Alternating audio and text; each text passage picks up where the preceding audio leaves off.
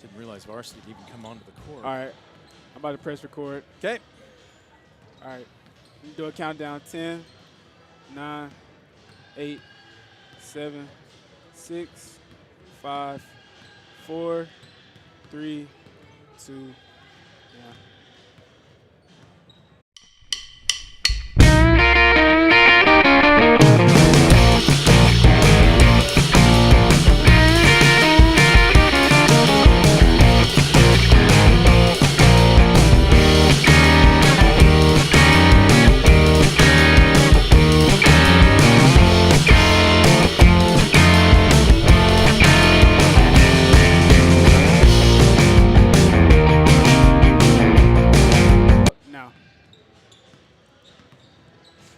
And we welcome you aboard to the Dog Pound at Defiance High School. As another year, girls basketball means the DPT Classic. 4-team tournament, 2 days, and some of the best girls basketball that Northwest Ohio High School has to offer. A doubleheader here this evening, as it will be the host Defiance Bulldogs. They won't get started, though, until game number 2, as they will welcome the Archbold Blue Streaks. Our opener is more than just an appetizer. There's plenty of meat on the bone on this one, as the Pilots of Ayersville, led by head coach Tim Nicely and company, 2-3 on the season, welcoming the Tenora Rams, 1-3, led by longtime junior high coach, 14 years in the feeder system, but now in his first season at the helm for the varsity in Doug Plassman. Rep Albinot alongside Rep Boyd saying thank you for joining us. Rep, on paper, this one looks like a bit of a mismatch, but what's the old phrase? It's not the size of the dog in the fight, it's the size of the fight in the dog. Let's start with Tenora. You and I just came up from talking with Coach Plassman, and he simply told his team, let it rip. He wants attitude, he wants intensity this evening. Yeah, and for a very young and inexperienced ball club coming into the season, he said, you know, they're going to have their learning curve. They're going to take their lumps, you know, at different points during the season. They're 1-3 coming into this one, but he said through it, they have been outstanding in terms of the resiliency, their competitive edge. Walking into a practice the day after a tough defeat, you wouldn't know it. You know, that's what you want out of your young club. You're building a foundation, and that foundation starts with attitude and effort. They got it. They're looking just to continue to stack good days in front of them and get back in the win column. They opened up the season with a 55-29 loss against Miller City, a 49-28 setback versus Bryan. At Hilltop, a tight one, 53-48, and then one that they wish they had back last week on Thursday, a 3-point setback to Continental, 34-31. They've got the Pilots of Ayersville here this evening, 2-3 on the young season, led by head coach Tim Nicely. They opened up the season with a win over Montpelier, 46-25. Then a tough loss, 40-38 against Gorham Fayette. Then one, we will talk about this over the course of the broadcast, ladies and gentlemen. Kendall Boer was fouled with just seconds left to go in the ball game. 1 to tie, 2 to win. The old, basically when your knees are weak and weary and you're exhausted, and end of the practice drill. She missed both, and it ended up being a 52-51 loss to Eden. They bounced back with a 59-35 win at Pettisville, and then last Friday against Patrick Henry. Sometimes you just have to tip your cap to a better, more physical, more experienced team. 66-18, the final. Flush it. Coach Nicely said, we'll find out what we're made of. He's challenged his team to come out and start strong in the first quarter here. Yeah, because Patrick Henry, first of all, kind of like, let's, you know, take a step back. Let's look at the big picture. Patrick Henry's a different animal. They were a regional team a season ago. They got the majority of their roster back, and they had it clicking at all cylinders. So you know what? You say, we're going to flush it, but at the same time, make sure we come back with that attitude, that competitive edge, you know, that we're accustomed to seeing. And he says, I'm looking forward to see how they respond here this evening against Tenora. Well, we are on live with our Estill Chevrolet Cadillac pregame show. Estill Chevrolet Cadillac, located on North Clinton Street in Defiance, earning your trust one satisfied customer at a time. If you'd love to check out their selection of great new and used vehicles, you can do so on their lot, or if you can't make it, visit them anytime online at drivebobestill.com. We're going to take a quick time out. We're back with more of the Estill Chevrolet Cadillac pregame show right after this on DCTV Sport. Estill Chevrolet Cadillac is this area's new and used car headquarters, earning your trust one satisfied customer at a time. Estill Chevrolet Cadillac, North Clinton Street in Defiance, and online at drivebobestill.com. For the past 70 years, Midwest Community Federal Credit Union has been your financial partner, helping you achieve your dreams and secure your future. Midwest Community Federal Credit Union, with locations in Defiance, Bryan, and Napoleon. Find out more at midwestcommunity.org.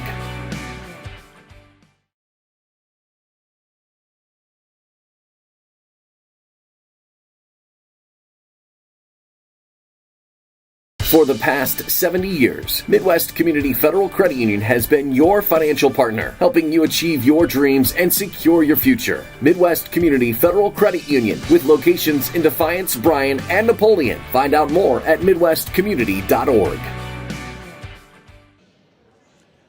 Back at Defiance High School Gymnasium, better known as the Dog Pound. Night number 1, game number 1 of the 2025 DPT Classic. Girls basketball taking center stage here this evening on Defiance Community Television. Brent Balbinot alongside Rhett Boyd. Let's go ahead and take a look at your starting lineups, brought to you by Baker Schindler Company, proudly serving the area with the highest quality contracting services for nearly 100 years. Baker Schindler Company of Defiance and Paulding, baker-schindler.com. Let's start with the Pilots of Ayersville. They are going to be the host team. They are in the whites tonight.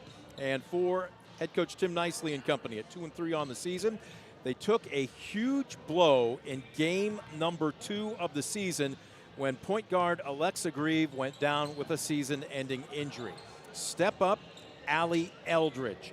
Eldridge, a 5'7" senior, gritty, tough young player, can give you some points, but really is just on the floor, making sure that they're in the right set, get the ball across half court, break pressure. She's been doing a great job so far.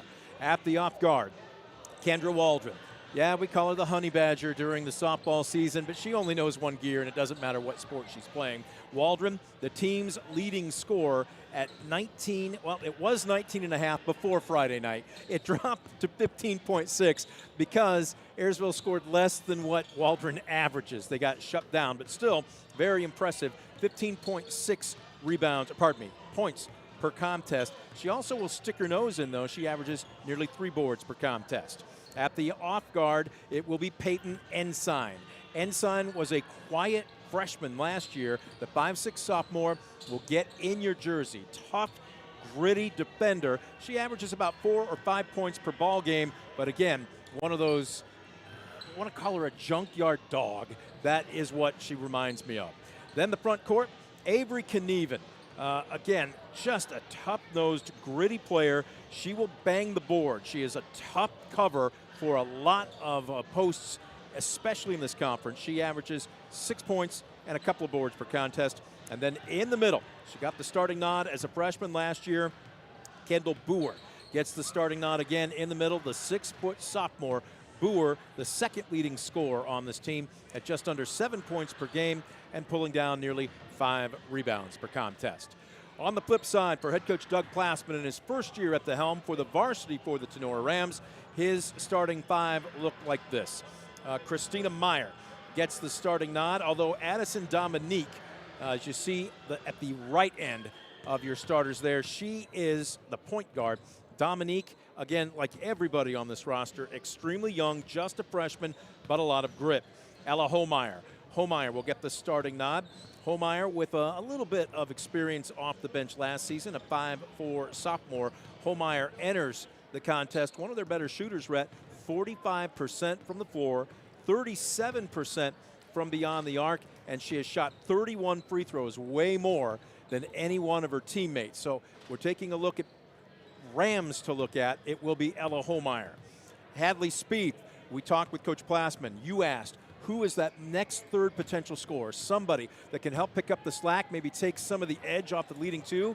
His answer without hesitating was Hadley Spieth. Yeah, and she's one where a lot of her damage so far this year has been done from distance. She's knocked down 6 threes already in this young season. She likes to drive it as well, so she can consistently establish that inside-out balance, and it's going to really help this club, specifically Homeyer and Madison Spangler, who also averages around 9 points. Madison Spangler is a gritty, physical ball player. Again, Madison Spangler standing in at 5'7", just a junior. She plays a lot bigger than that. Spangler, the second leading scorer on this team at 9 per ball game. She also averages nearly 4 rebounds per ball game. Those are your starting lineups, brought to you by Baker Schindler Company. We're going to take a quick timeout. When we come back, we will have your Northwest Community State keys to the game. Don't go anywhere. You're watching DCTV Sports. Discover top quality healthcare education at Northwest State. Our instructors have real-world experience, so they know how to prepare you for great career opportunities. Northwest State, where you'll get the top quality healthcare education you need to succeed. Late arriving crowd. It's somewhat of an early tip, especially for a Monday night. Hard to believe this is the start of your week, but we have got a feast of basketball on DCTV here this evening. The first 2 of 4 for the 2025 DPT Classic. Again, Sonora and Ayersville. They refer to each other as that team across the river, a couple of Defiance County rivals. Let's go ahead and take a look at your keys to the game. Brought to you by Northwest State Community College. Your key to great career opportunities begins with a great education at Northwest State. Visit northweststate.edu or call their admissions office at 419-267-1320 today. Let's go ahead and take a look at the keys. You see Ayersville there. You saw Ayersville there. Seeing too much of us. Ayersville for the Pilots. What do the Pilots need to do to walk out with win number 3 tonight? Well, I think number one, they got to employ pressure and utilize their pressure to create some offense off of their defense.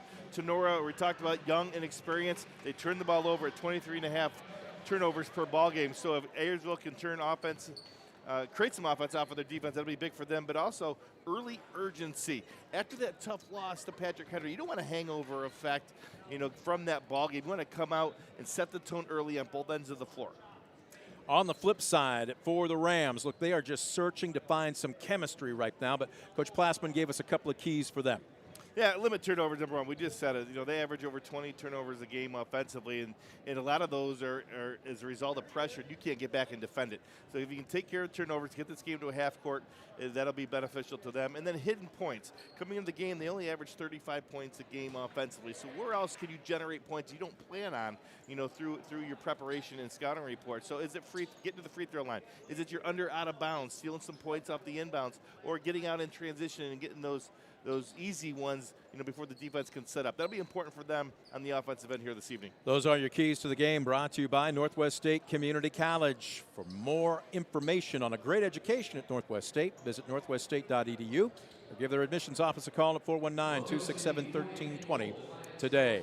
The Estill Chevrolet Cadillac pregame show is now entering its final seconds. As you can see, the colors being unfurled just above half court. So we are getting ready for the playing of our national anthem. Late arriving crowd here. The officials this evening, Amy Rowe, Reyes Ramirez, and Scott Buttlemeyer. You can see, there you go. Nice job by our camera crew. 3-man crew. And they have a lot of experience. Reyes Ramirez in particular, a local product. Time now for the national anthem. It is brought to you by the Defiance County Veterans Office. Proud to support local veterans and their families. For more information, log on to defiance-county.com/veterans office.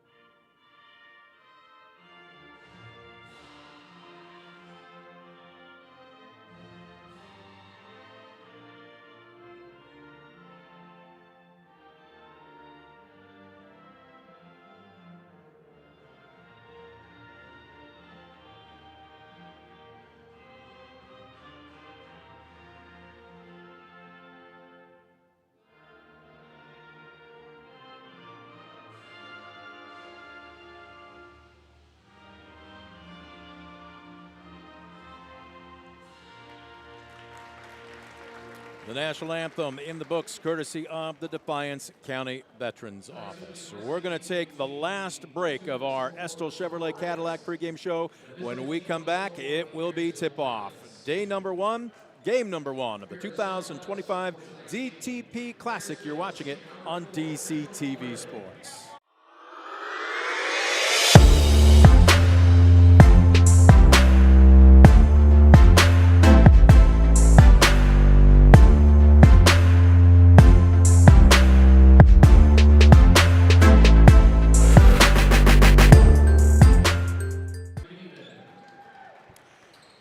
Hey, good camera shot. You see the sponsor for this season and every year so far, the DPT Classic, Defiance Physical Therapy, putting together a really competitive tournament at one of the best high school venues, not just in Northwest Ohio, but I dare you to find a nicer high school venue within an hour's drive. Take one of out of that description, get rid of it. It is the best in Northwest Ohio, and we get to go around and see a lot of different gyms around the northwestern part of the state, and this is state of the art. There's not one better.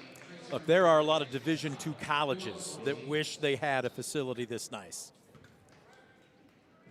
As starting lineups and handshakes now in the books. Time for our opening tip-off, brought to you by Superior Credit Union, a non-for-profit member-owned financial cooperative. Visit superiorcu.com to find out more about joining their winning team at Superior Credit Union. In the center circle, Boer wins the tip, and here comes the Pilots. Again, Tenora going to come out in a 2-3 zone. We talked with Coach Plassman. He said right now they just don't quite have the chemistry and really the confidence to run much as far as man-to-man. Plus, they want to keep Madison Spangler, their big center, out of foul trouble, and it pays dividends for an early turnover.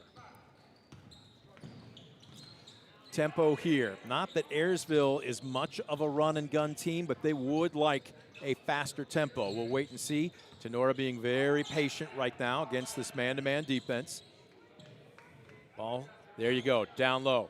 Spangler spins, nice move, but leaves it just a little bit short. Yeah, good job going inside it. Spangler had a size mismatch, just didn't get it to fall. Rebound heading the other way. Here comes the Pilots. Wide open for three. This one goes begging off the right side of the iron. Offensive board and put back by who else? Number 4, Kendra Waldron. Yeah, good job getting on the offensive glass. And that's one thing when you play a zone, one thing you limit yourself or you open yourself up to is it's hard to rebound out of a zone. And see Waldron there was able to take advantage of that. Dribble penetration by Meyer. She is the best ball handler on this Tenora roster. Turnover there, and here come the Pilots, slowing it down. Waldron looking cross court. Nice skip pass, and we've got a whistle. We're going to call, I believe it was Knieven. Avery Knieven waiting Steps. for, yep, all right. Now look at this, a little bit of half court, I'd say token pressure. Waldron coming up to pick up the basketball. Dominique, just a freshman, kicks it into another gear. Pretty good handles. Oops, a little too hot on that pass. Nicely handled though by Meyer. Flashing first cutter through nothing doing Holmeyer. Nora's little 4-out, 1-in set with Spangler at the high post. She'll dive to the block when the ball goes to the wings. Trying to get it, again, isolate in that low block area where she can utilize her size. Look at this, Dominique's going to launch from the far corner, and that doesn't catch anything as the rebound is hauled down and went right to Eldridge. Waldron going to survey her kingdom, looking at that 2-3 zone. Quick three from the far corner and a little bit of a friendly roll, but it falls through for Avery Knieven, and that is a West Banco 3. She's already at half her average, coming in averaging 6 points a game. But against the zone, especially the skip pass over the top, you're going to get a chance. You're going to get some open looks.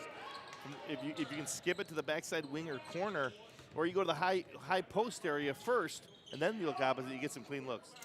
Ayersville bringing the top half of this defense out farther and farther, and they are really pressuring the young freshman point guard, and right there it pays dividends in a turnover.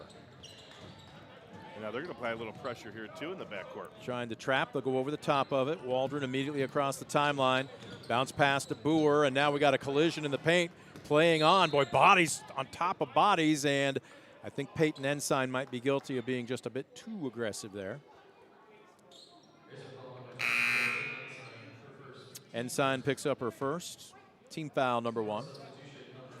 Rhett, I don't believe either team has really established a tempo yet, kind of feeling each other out right now. Yeah, and I think what you're going to see here, you're seeing it now a little bit, is Ayersville's going to extend that man-to-man pressure, and they realize Tenora's had trouble holding on to the basketball and see if they can't create some transition opportunities. Spangler with a nice drive, but again, off the mark, rebound. And here comes Ayersville. If you want to call that a fast break, at least by their standards it was. Far corner. Waldron will launch for three off the heel of the iron. Boer with a nice offensive board and gets the mini jumper in the middle of the lane. That's not by Boer. She didn't watch the shot. She, obviously you're tracking the shot, but she's coming down on that high post area right down the middle of the lane. Was able to be the beneficiary of that offensive rebound putback. 7-0. Tenora still looking for the first points of the game. Holmeyer surrenders the basketball. Good dribble penetration by Tegan Billing, who's checked in. Again, one and done.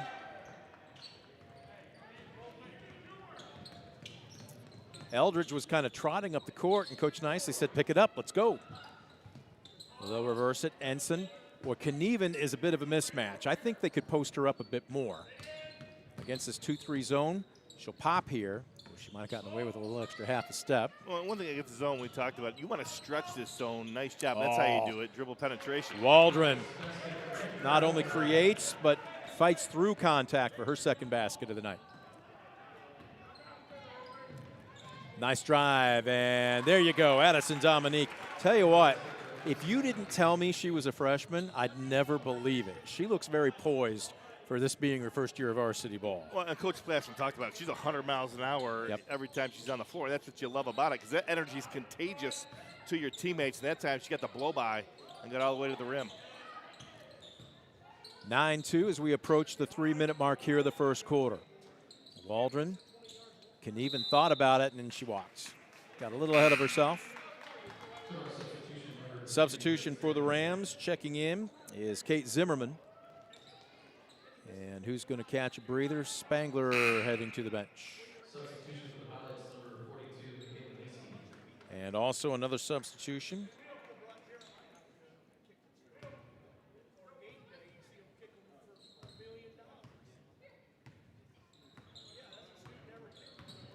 I'm looking down here, I'm missing. There we go. It's for Ayersville. It's Michaela Giesecke. Dominique, nice jab step, nice drive, everything but finish. I know she's probably a little frustrated. She's had a couple of good looks that haven't gone down, but Rhett, you tell her to keep taking that type of shot, don't you? Yeah, I mean, she's simply just blown by the defender, and then the help is late. She's getting to the rim. Is that, she's too talented. You just tell her to keep going to the well. It'll pay off. Boer turns it over in the middle of the paint. Johnny on the spot was Billing, and here comes Tenora with a rare fast break opportunity. Spieth up the court. Got it into the hands of Zimmerman, who was under the basket but didn't want it. Good aggressive move there by Holmeyer, and we've got a whistle. Well, you see in Tenora the last three straight possessions, done a good job of putting the ball on the floor and getting to the front of the rim with straight line drives. It's going to be important for Ayersville defensively to win those one-on-one battles on the basketball, so your help does not have to leave the wings, and as a result, your defense can be on their heels. But right now, they're getting beat one-on-one. Help has been late. Tenora's gotten two layup opportunities, one they cash in on, and then get to the free throw line here. Ella Holmeyer misses her first. She is a 58% free throw shooter on the season. The foul was charged to Kendall Boer, her first. So she'll try and complete one of two and pull the Rams to within 6. She cannot. Giesecke with the board. Quick outlet. Waldron surveying things. 3 white jerseys got back, though. Good transition D by the Rams, and Waldron will slow it down. Giesecke's going to shoot, and this one off the front of the iron. Tough board by Spieth. After scoring 7 quick points, Ayersville's offense has cooled off quite a bit. Well, they've got 5 turnovers already in this ball game. That's something that they have to cut down on, because obviously you want to maximize your possessions. Holmeyer around the world. It kicks out, and Boer with the board. Waldron dribbles free throw line extended, dishes off. Ariel Brown has checked into the ball game. And that's another turnover. Boer just kind of lost the pass in the low post. Well, Dominique did a good job of scraping down from the guard slot to get her hand on it and create the turnover. On the drive, stop and pop from 15. The iron unkind for Billing. Almost an offensive board for Spieth, but couldn't quite stay in bounds. Double buzzer, and I think Ayersville wants a timeout. We will take a break with them with 1:18 left to go in the first quarter. Low-scoring affair, Ayersville 9, Tenora 2. Back after this on DCTV Sports.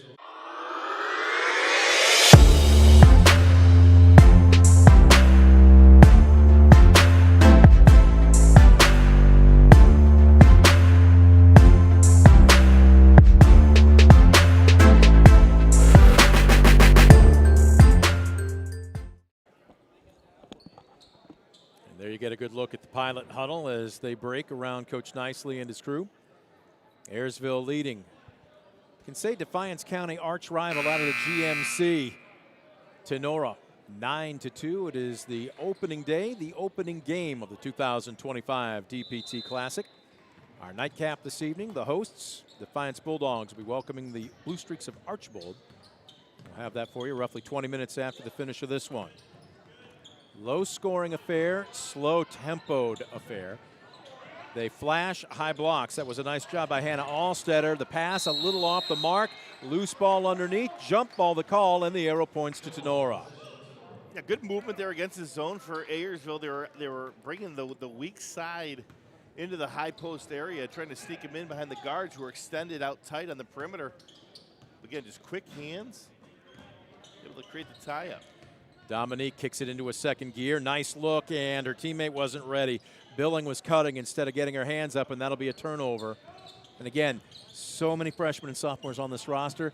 That'll come with time, but right now they just don't have a lot of experience with each other. You just got to play through it right now and just get on to the next possession. And bad pass on the wing, another turnover. What do you have unofficially for turnovers for both teams? Well, right now Ayersville has 7-2 for Tenora. Tenora's just missed shots, but they've done a good job of holding on to the basketball. But Ayersville up 9-2. Got to feel fortunate with those seven giveaways. Dominique tries to force that one down low, and that's just brute strength by Spangler. We've got a whistle, and I think that foul came on the floor before the shot.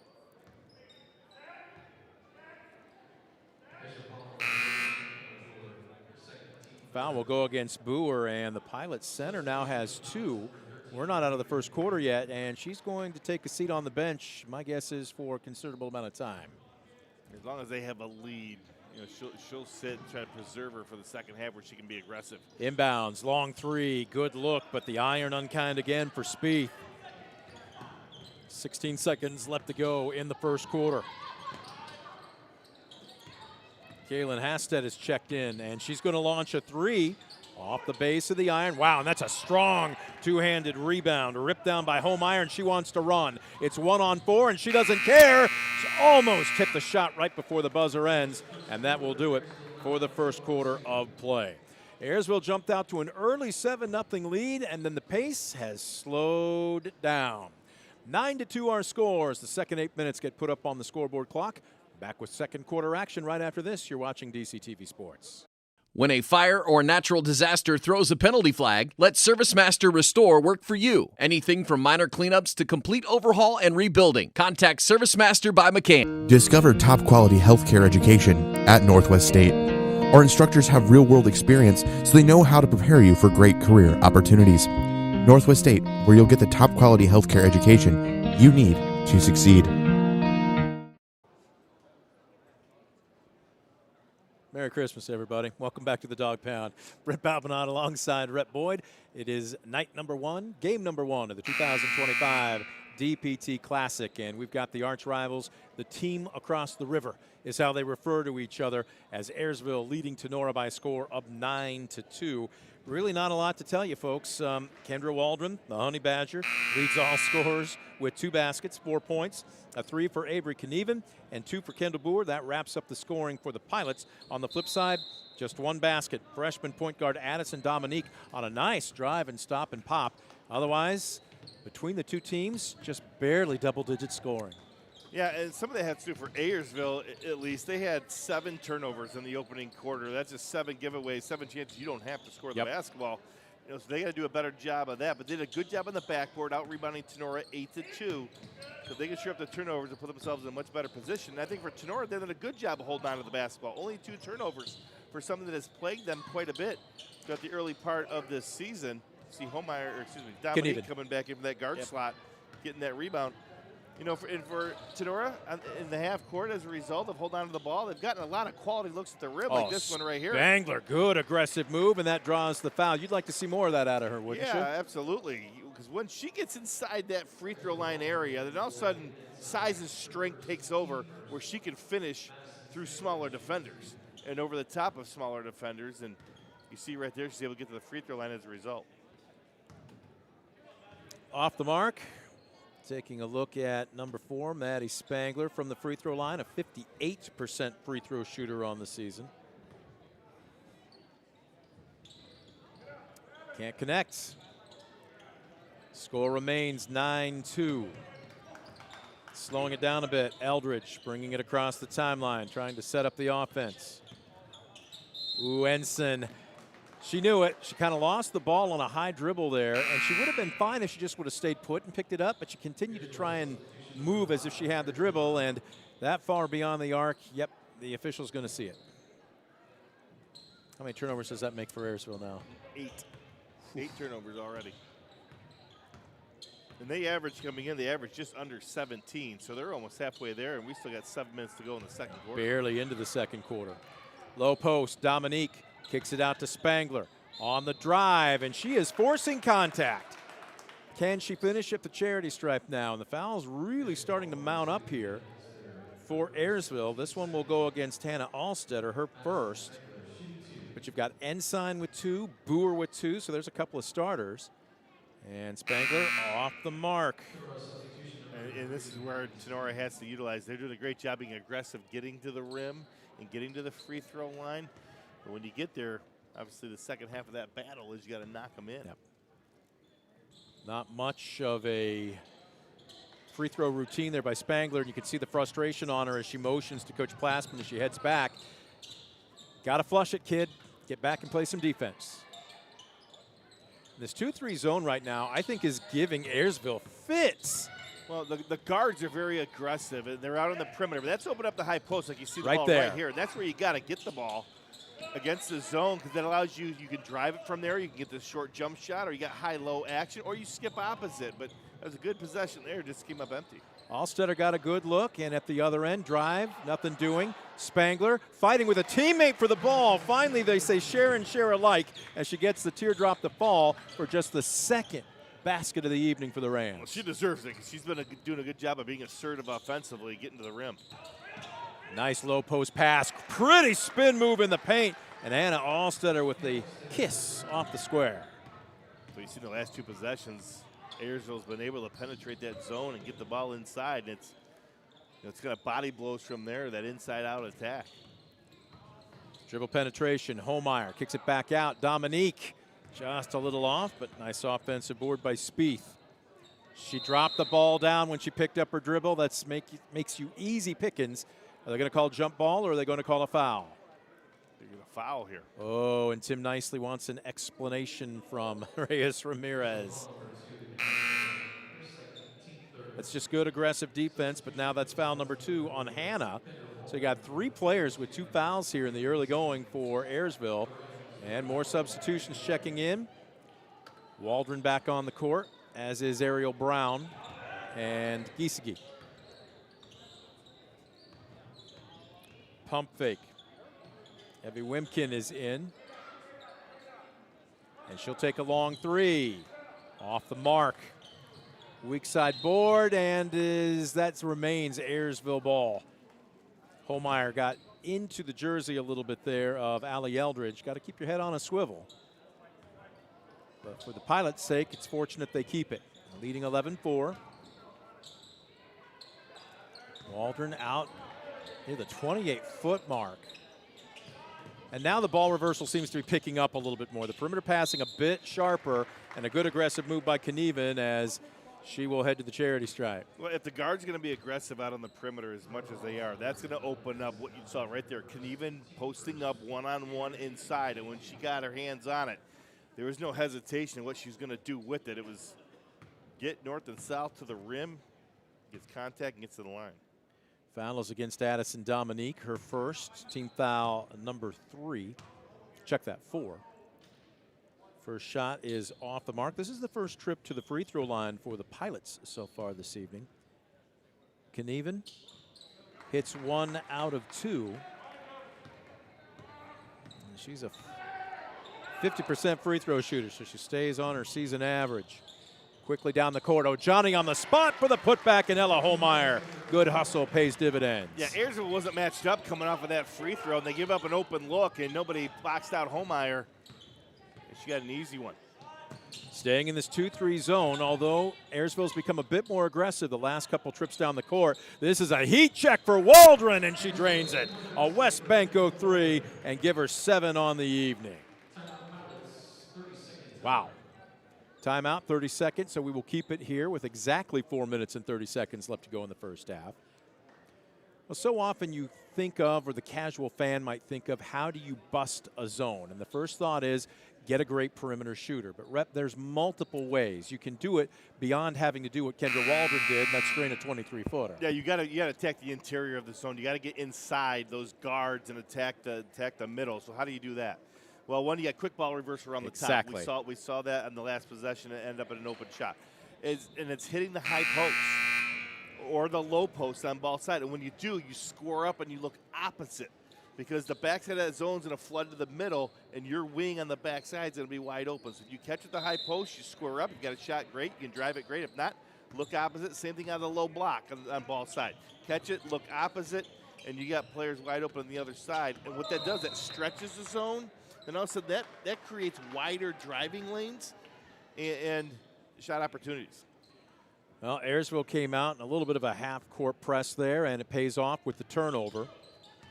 So here's Eldridge crossing the timeline. Laying in wait is Homeyer for her. Waldron. There was no way she was going to do that. And tried to force a pass into the high blocks. It's deflected. Picked up by Eldridge. Boy, look at this. Christina Meyer right in her jersey. Genoa's defense has been sticky tonight. Iski releases the ball. Reversal. Meyer went for the steal. Comes up empty. Waldron almost made him pay, but the board underneath. And here comes Tenora. Whoops, a pass to nobody, and Dominique can't save it. Well, that's 6 of one, half a dozen of the other there. And I know the freshman was trying to walk the tightrope, so to speak, at half court, but if you don't put both hooks on that, that's going to be a steal and an easy layup at the other end. And that's you're right. And that's a silver lining. It wasn't a live ball turnover where you just said it. It's not a layup at the other end. This at least allows your defense to get back and set up and make Ayersville score overall all 5. Brown releases the ball. This is going to be a long 3 by Knieven, bouncing around in the middle of the paint. Isagi had it, lost it, finally corralled by Dominique. Tell you what, I really like number 11 for Tenora. She's scrappy, very She aggressive. is. Oh, and speaking of scrappy, here comes the Honey Badger. Kendra Waldron with the steal and misses the bunny. Oh, my goodness. Spangler on the drive, cut off by Knieven. Some good physical low post play by both sets of posts. Spangler will pop. Nice pump fake. Knieven there on the help side defense. On the drive, and that shot was partially blocked. It remains Tenora basketball. You see a little bit of the frustration there by Kate Zimmerman. No, kid, you're still on offense. That wasn't an air ball.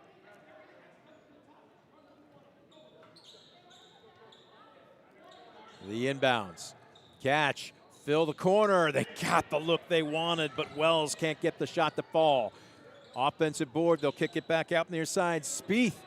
But they're getting open looks, Rep, but the ball just isn't falling. No, it's not falling for them right now. But look, they are open looks. You just got to keep, if you're Coach Plaster, just keep imploring them. Look, we're getting great looks. You're shooting with confidence. Just keep going to it. Eventually, they're going to fall. Eldridge, good reversal. Knieven didn't want it. Quicker perimeter passing. This one 1 foot inside the arc. Eldridge got a good look. Waldron with the board, but partially blocked. Stays with it.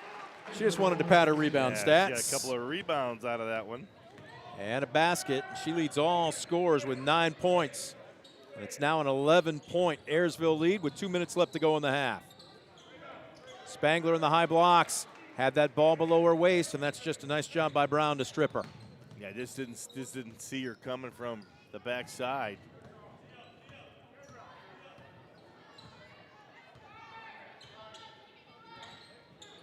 You know, it's a 2-3, but depending on where the ball is, it's almost like a 1-2-2. Basically, they're playing almost man principles with the ball beyond the perimeter.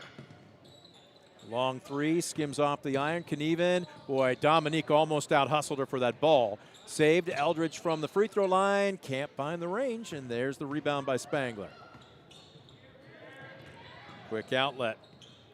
Wells slows it down. Dominique working against Waldron.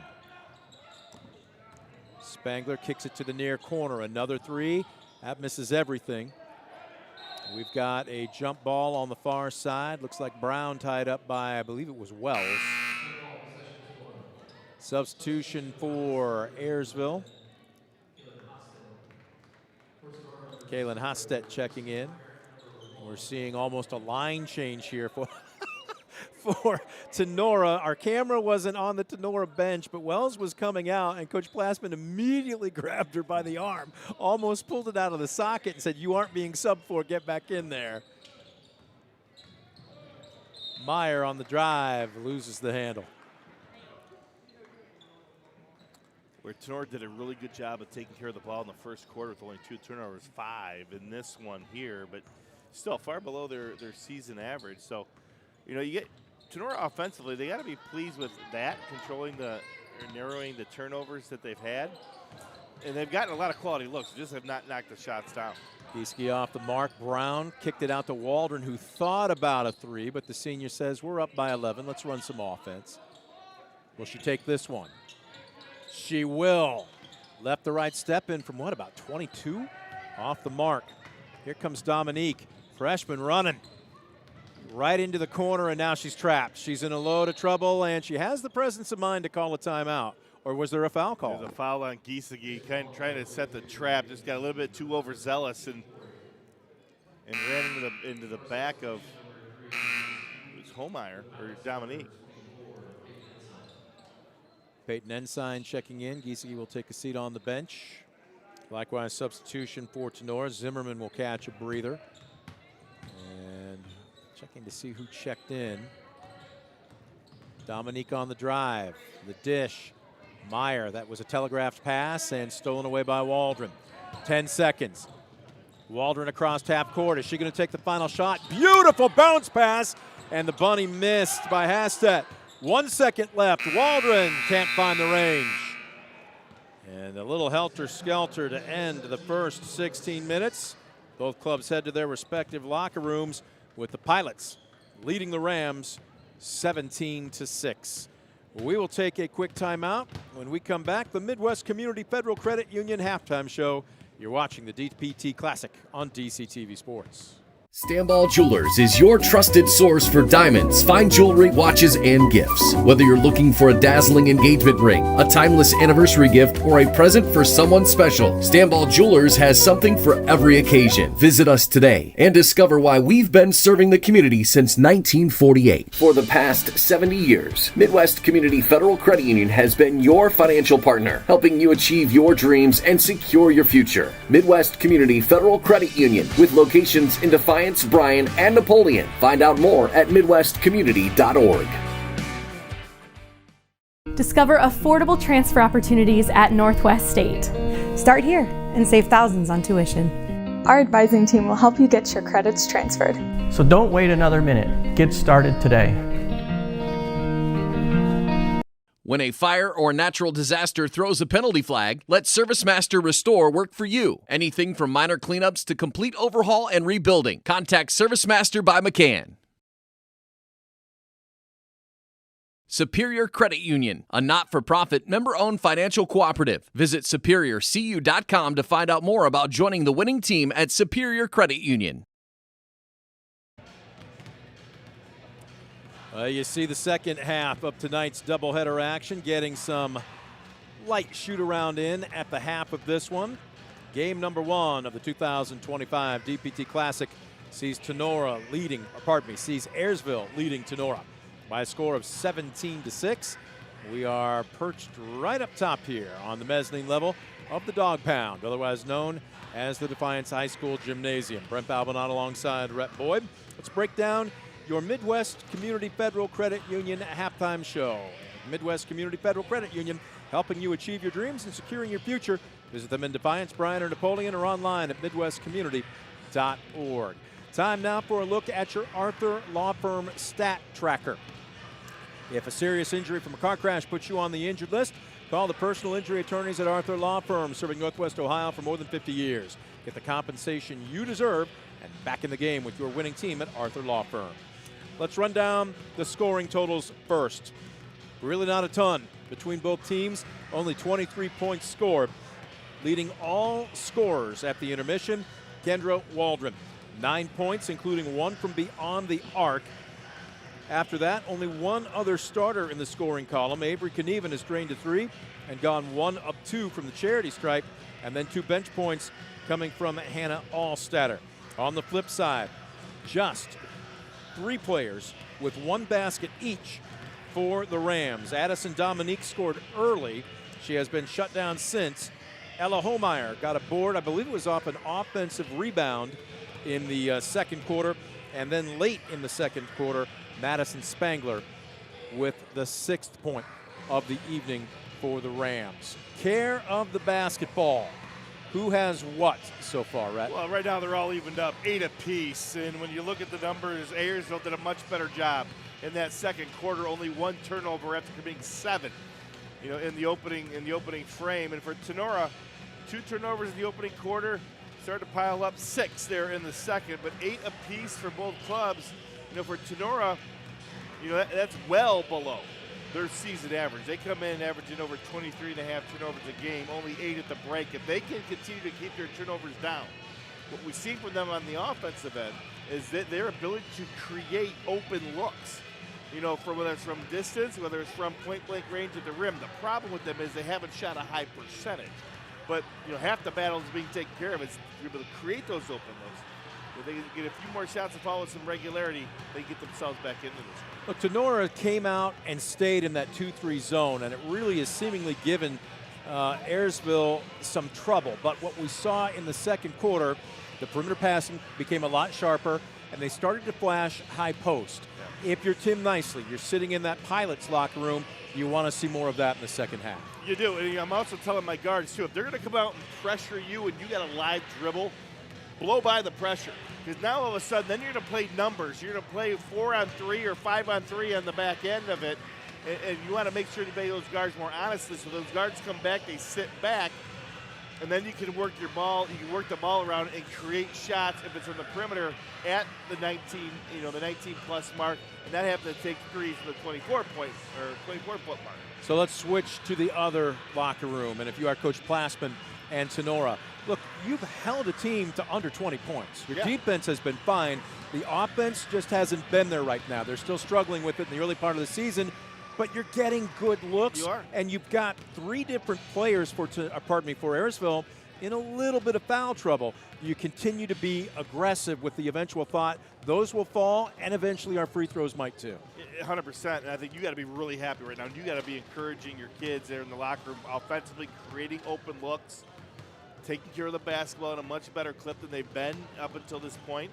And on the defensive side, you're right. They've been able to keep everything on the perimeter, for the most part, and they're forcing shots from distance that haven't been shot with regularity.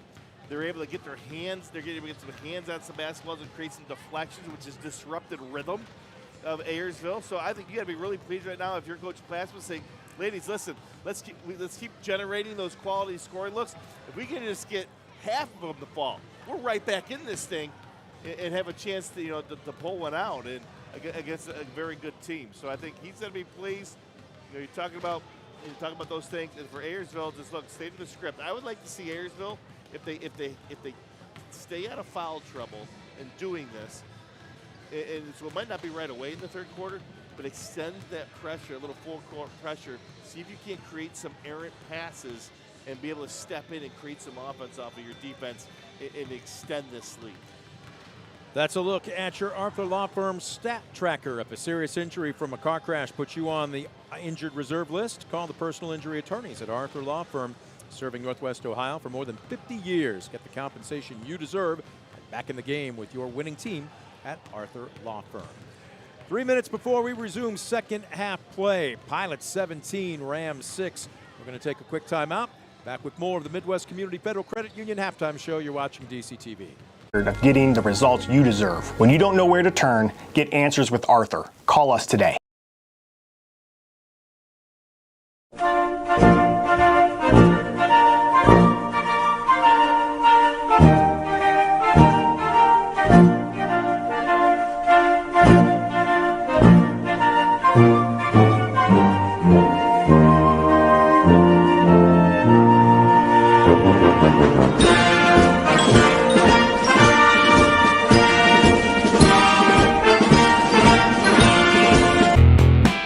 Estill Chevrolet Cadillac is this area's new and used car headquarters, earning your trust one satisfied customer at a time. Estill Chevrolet Cadillac, North Clinton Street in Defiance, and online at drivebobestill.com.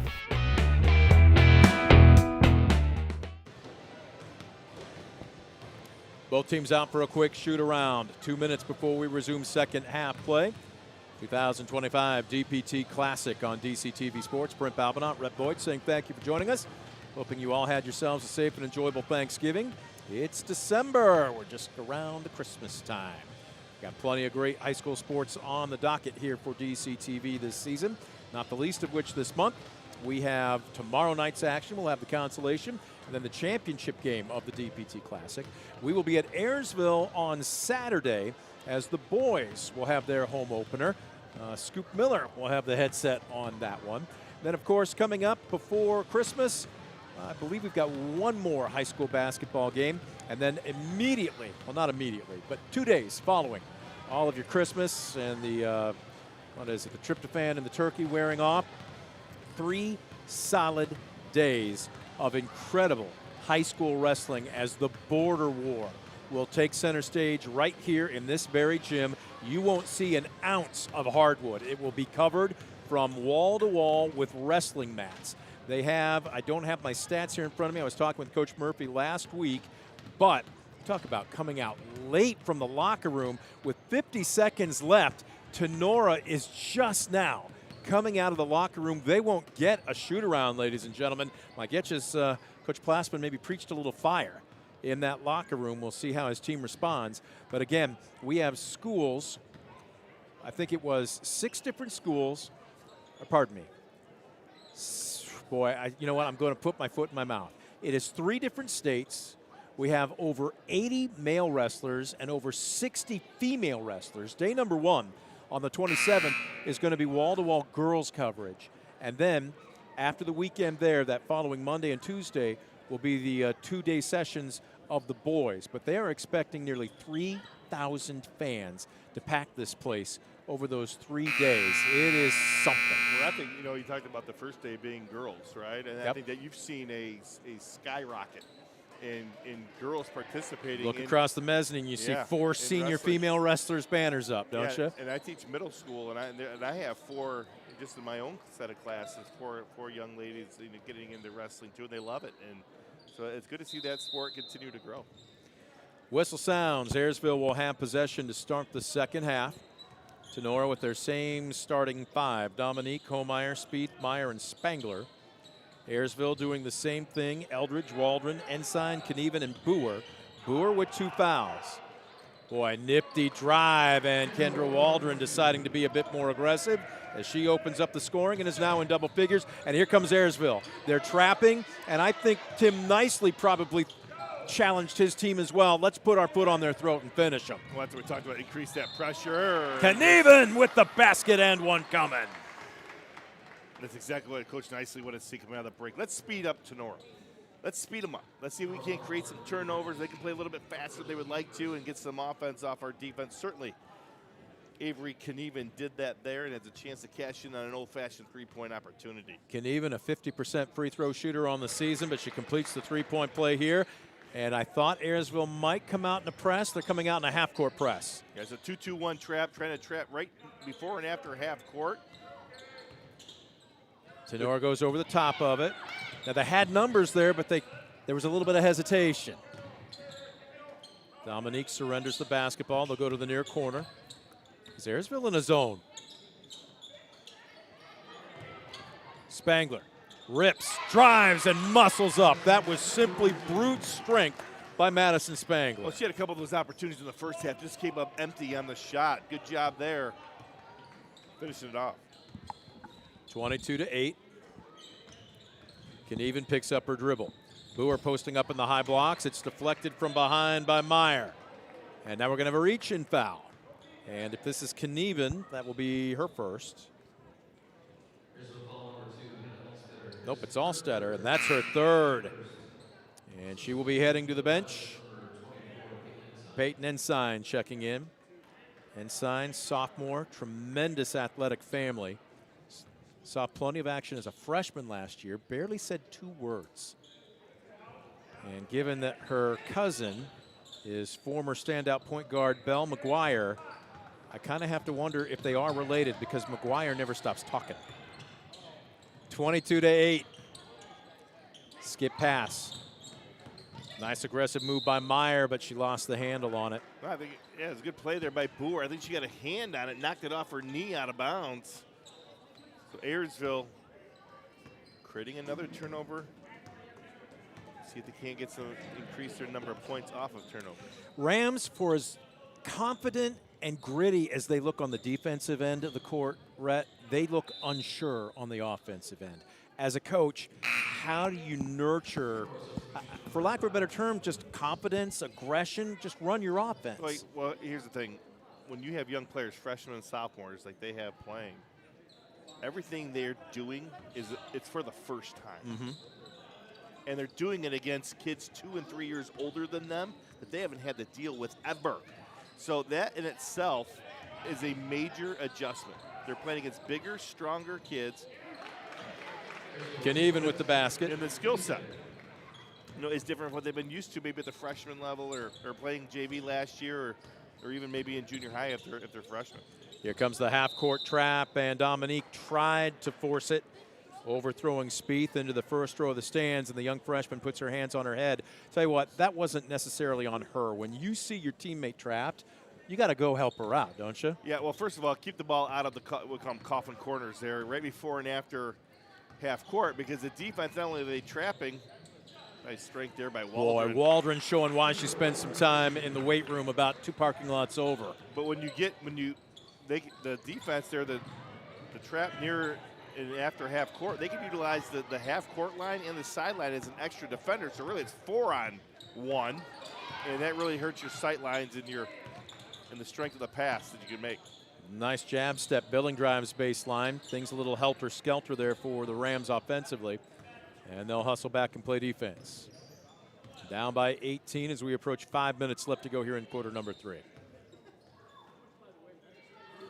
Now going back to Tenora, how do you work through those growing pains? Is nice job inside. Knieven got the seal. That was a great entry-level pass. That's how you do it. We're going to have some substitutions for Tenora coming up here at the next stoppage of play. Was that Boer, excuse me.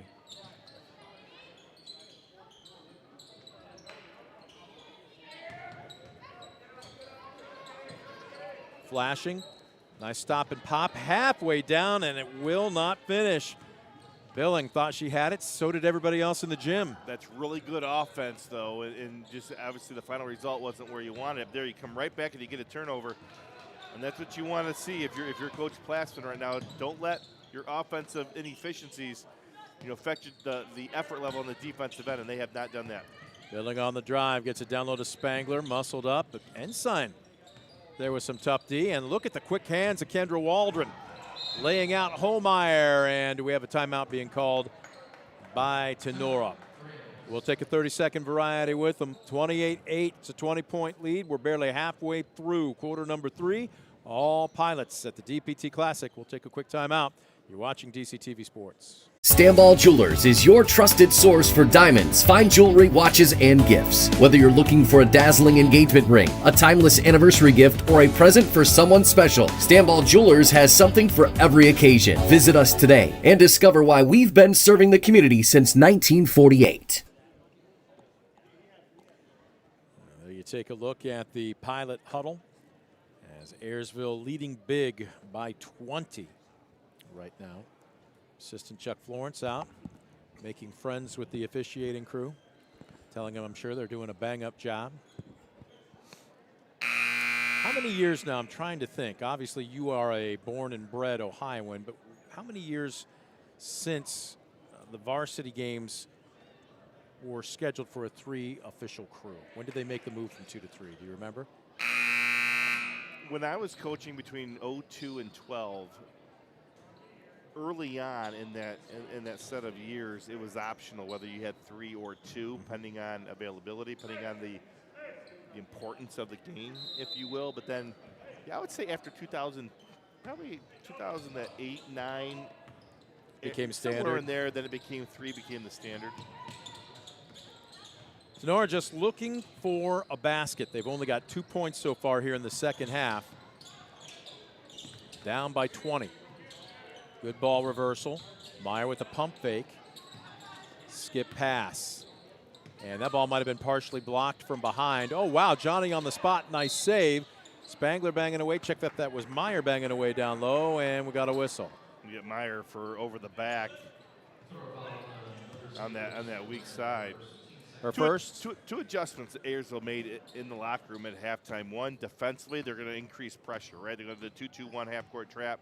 It sped up Tenora. They created some turnovers and created some offense as a result of it. And then defensively, they went to zone. They were getting beat in that first half to the basket off the dribble. So coach nicely recognized that. You go to a zone here in the second half. You condense it. And then what that does is it squeeze or makes your driving lane smaller and keeps Tenora more on the perimeter. Almost a steal. That one knocked out of bounds. Wells pays dividends as that's going to be a turnover on Ayersville. One thing I am liking about Tenora here, Rhett, regardless of the struggles at the offensive end, man, they are bearing down defensively. Well, Coach Bassman talked about it. He's lucky because we don't, whatever the result is, we're gonna coach through it. We're gonna play through it. But their resiliency and their effort level does not change, and that's exactly what you want because that's the foundational piece to any program that is building towards success. You got to have that at the most, at the foundation level, and they certainly have shown that here this evening. Another sophomore in the ball game, Ella Shoffley, number 22, as we'll have a substitution for Ayersville. Hastet will check out. Am I seeing? Is this a 1-2-2 or is this a 3-2? It's a 3-2, 1-2-2, same concepts. Turnover versus turnover. Meyer drives. Boer has just picked up her third foul. Kendall Boer starting center for Ayersville now with 3. And at the 2:45 mark here in the third quarter, mark it down. Tim Nice is going to leave her in the game, or is he? The Ayersville bench can't decide. So in the meantime, Homeyer, who is 0 for 2 from the charity stripe tonight, launches her first and rattles home her first.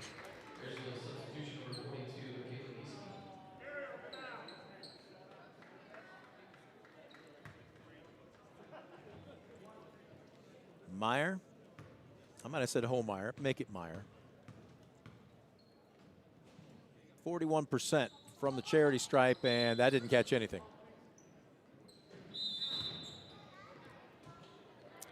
And we've got a 30-second timeout, I believe, being called by Tenora. We'll keep it here with 2:45 left to go in the third quarter. Down by 19. Brett, there's no such thing, obviously, as a 19-point basket. But if you are Tenora, what do you want to see from the Rams if you're Coach Doug Plassman over the last 3 minutes of the third quarter here?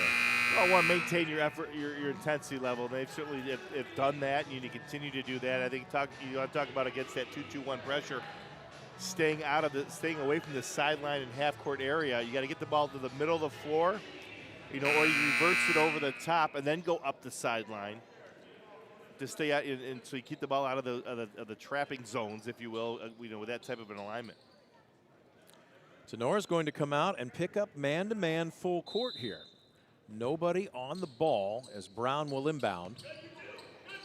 Going to lob it up, and Waldron just goes and gets it. Now they've got numbers, and Waldron doesn't care. It's her against the world, and she scores a little extra hop in the Honey Badgers' step as she heads to the free throw line. And that's why Ayersville is really tough to defend in the full court, because you put the ball in Kendra Waldron's hands in space. That's what can happen, is she utilizes her speed and strength to finish at the rim. Waldron, what are we looking at here? 59% free throw shooter.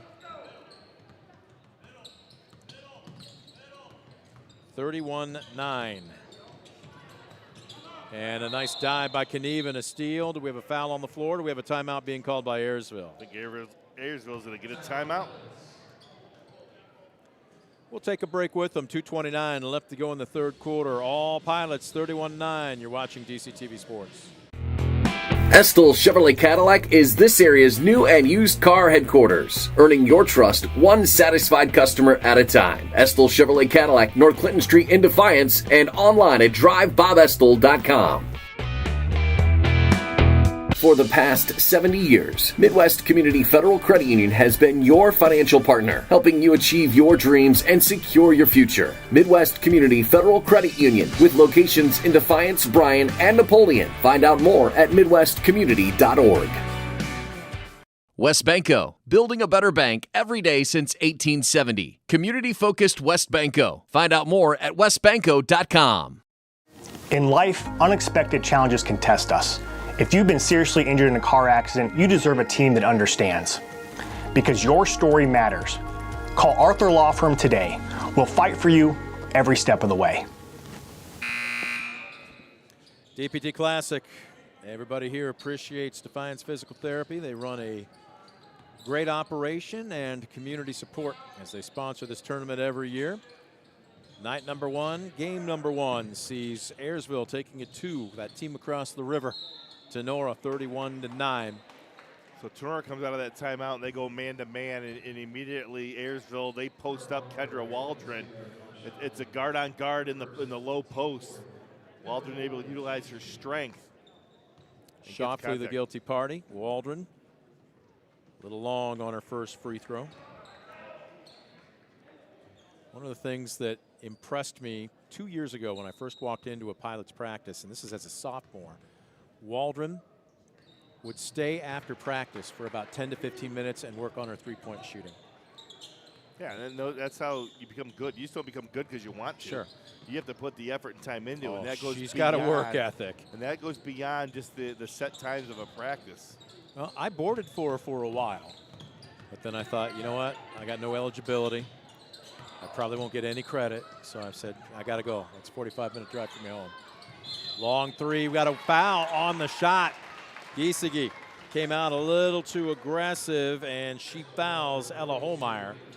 Giesecke did a good job of contesting the shot, but you got to give the shooter that degree of verticality able to land, and she just got into the body of Holmeyer. Holmeyer, 58% free throw shooter, connects on her first. It's her fourth point of the evening, and it finally gets the Rams to double digits. Second is on the way. She has a good-looking stroke. Yeah, she does. Trying to shake out the cobwebs a little bit and hit the trifecta. She got him. 58%. It looks like that was about 85% with that stroke. Looked good. Buzzer sounds. Giesecke out. Brown in. Brown, you see in that heavy knee brace. Cracked her kneecap in the summer and went under the knife in July. But she says she's working her way back and feeling good. Here comes Waldron running the break. Knieven had empty space in front of her, didn't realize it. They try and go down low, and what's the call here? There'll be a hold on Tenora.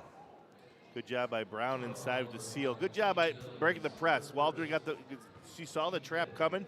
She bounced past to the middle of the floor. When you get in the middle of the floor, good things happen. They attack. They found Brown on the seal inside. She's going to get to the free throw line. So Brown, heavy. I can't call that a brace. It's more of a compression sleeve. Like a sleeve. Exactly. Yeah. And she drains her first. Doesn't show any signs of wear.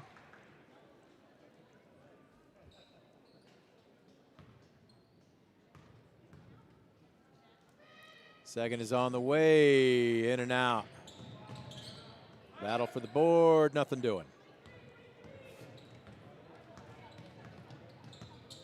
Good transition D, though, by the Pilots.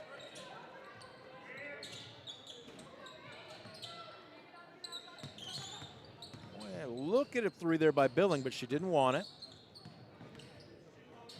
In, out. Well, look at Waldron continuing really sticky man-to-man defense here. They are posting up Meyer in the high blocks. She and Knieven are banging away. A little bit of daylight there. Nice drive, nice stop and pop. That's almost a lost art in today's game, but Tegan Billing now in the books with her first basket of the night. She's had a couple of nice, strong drives to the rim. Speaking of strong drives, take no prisoners. Enter at your own risk. Kendra Waldron just simply blew by and then bowled over a couple of Tenora defenders. And she's got a steal here and a breakaway again. Dunk it for, or just lay it in. Oh, goodness, 37-14. Just when Sonora was feeling good about themselves, they got a stop, they got a basket. That's a nice drive and a nice dish. The iron unkind for Shoffley, though. And a look out, here comes Waldron again. 1-on-2, and sometimes discretion is the better part of valor. Back it out, and that's just going to be a quick shot on the secondary break and a whistle underneath.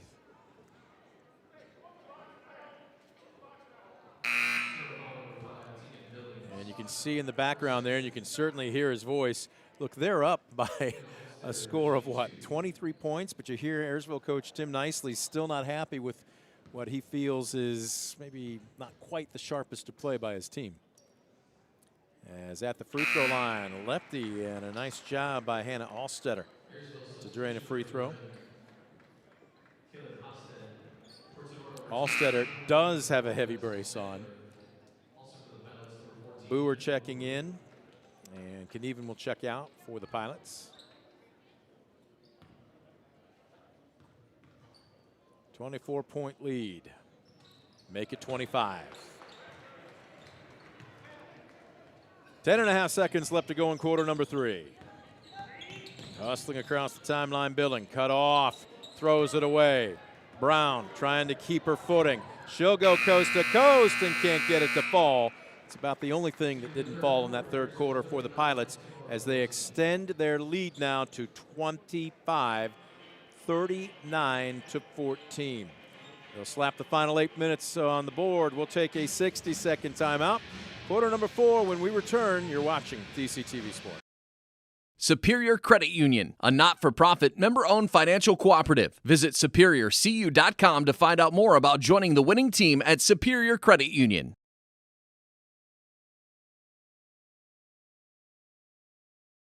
Superior Credit Union, a not-for-profit, member-owned financial cooperative. Visit SuperiorCU.com to find out more about joining the winning team at Superior Credit Union.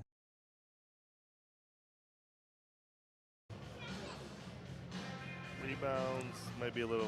We welcome you back. The final 8 minutes put up on the scoreboard clock. The Dog Pound, the scene of tonight's opener doubleheader. As there you see Ayersville leading arch rival Tenora by 25.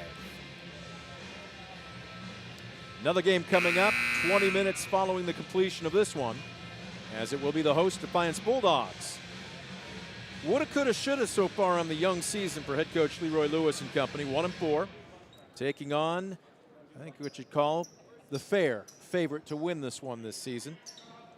The Archbold Blue Streaks come in at 5-0, and they are looking very good in the early going. But we got 8 minutes on the clock before this one is finalized.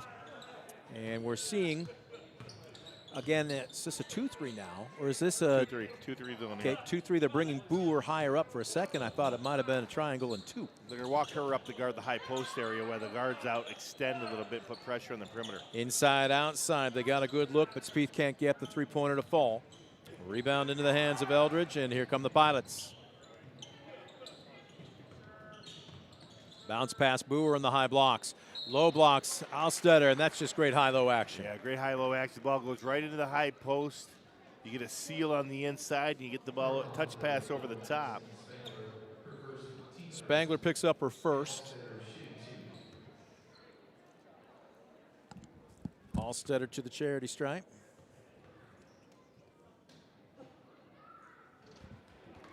First one is off the mark. Alstetter, a 63% free throw shooter coming into tonight's game, and she hits 1 of 2. 40-14, and still coming out in a half-court press. Tenora goes over the top of it, and instead of looking to pass, putting up the 3, just not quite enough legs underneath it. It was just a bit short off the fingertips of Spieth. Again, that's really good offense by the Rams. They go high post, quick skip opposite. You got a great look just to get it to fall. Eldridge on the drive and the dish. Boer up top to Brown. Astet releases it. Eldridge kind of testing the waters a little bit, but right now Ayersville in no rush. And as I say that, Brown with somewhat of a circus shot And a tough board by Allstetter, and she walked with the basketball. Ouch.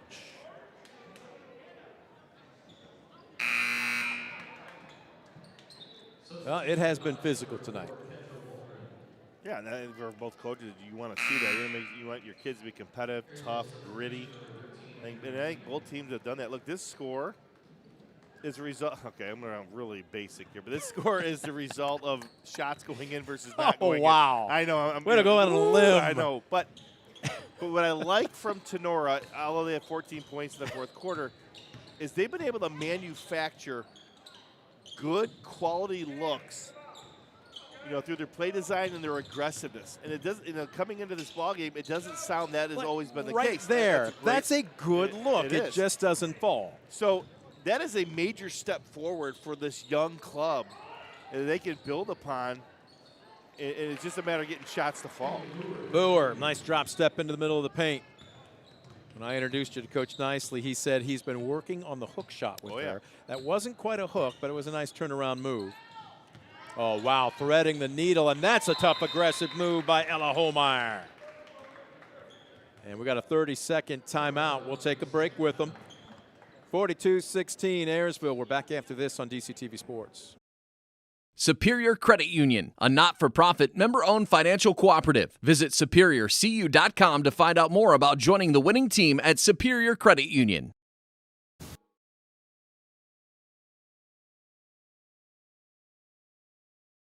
Superior Credit Union, a not-for-profit, member-owned financial...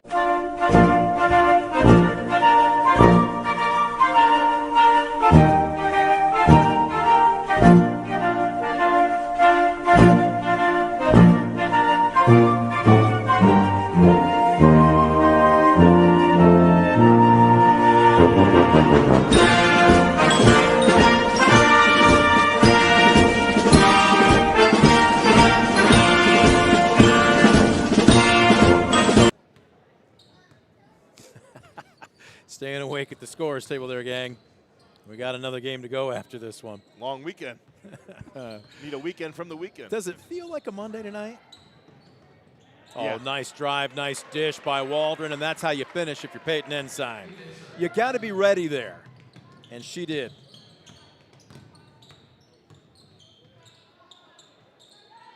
(44-16), 28-point lead. And this Tenora team, oh, nice power move there by Spangler, and she draws the foul.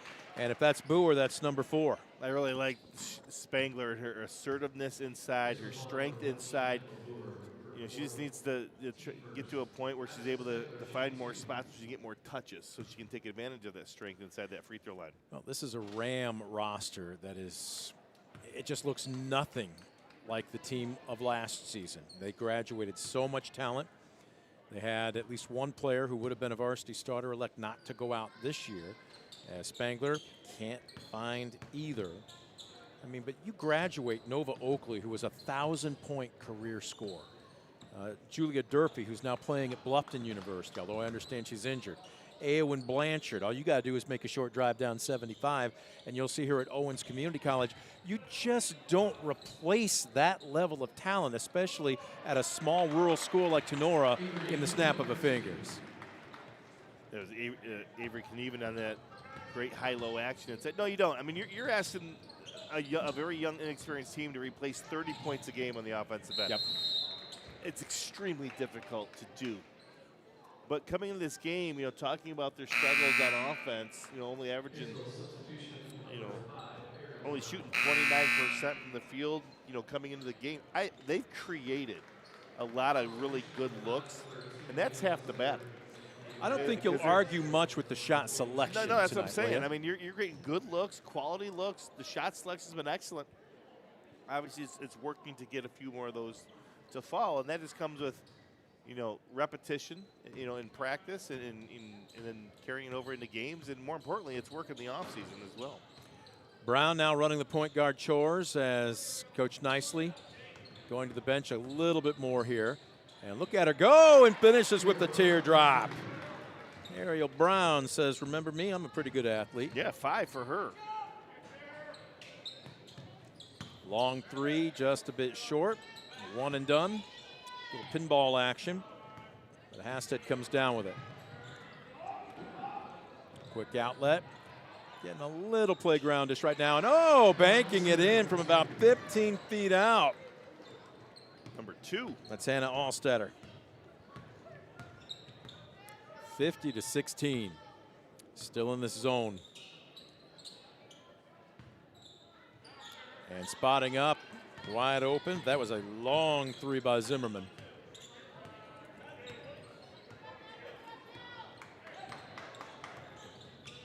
You hear the clapping from the Ayersville coaching staff.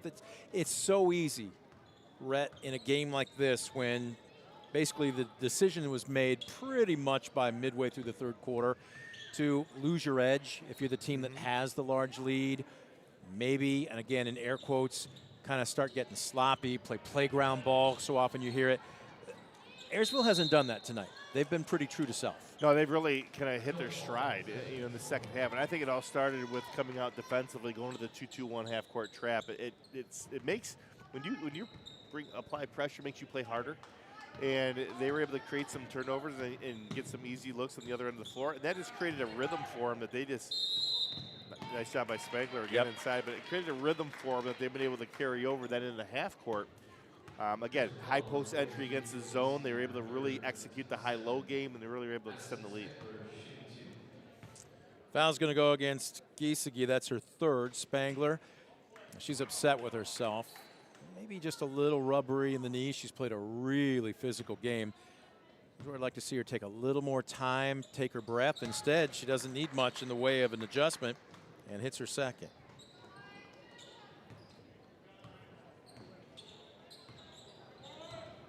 (50-17).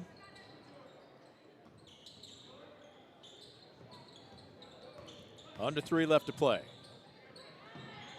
Brown on the drive. Ball deflected, and who's it last touched by? Anybody? Nope. They're going to say Ayersville. And Coach Nicely wanting an explanation there. Rest assured, I think we'll have the big guy up sometime after the finish of this one. We also offered Coach Plask. We've offered all 4 coaches a headset. We will see who elects to come up and join us. Dominique picks up her dribble.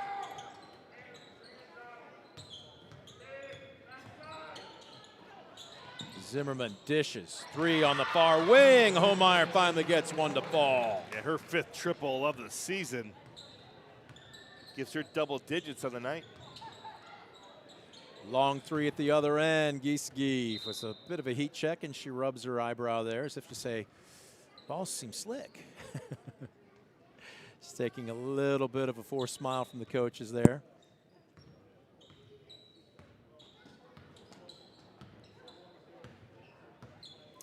It's a 30-point game here. We have a running clock now, don't we? We should. Just now noticed at 50-20. Long 3, skimming off the iron. Rebounded. Nice job to hustle that one down in the near corner by Hasted.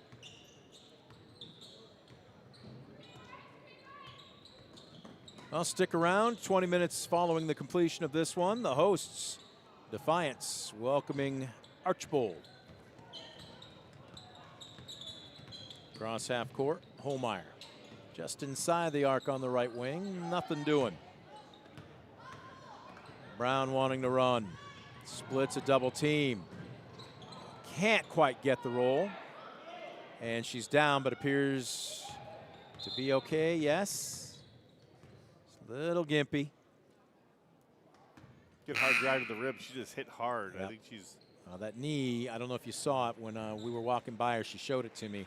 The scar is still pretty big, and she admitted she's still going through some physical therapy right now. So heads up play in a game that's well decided.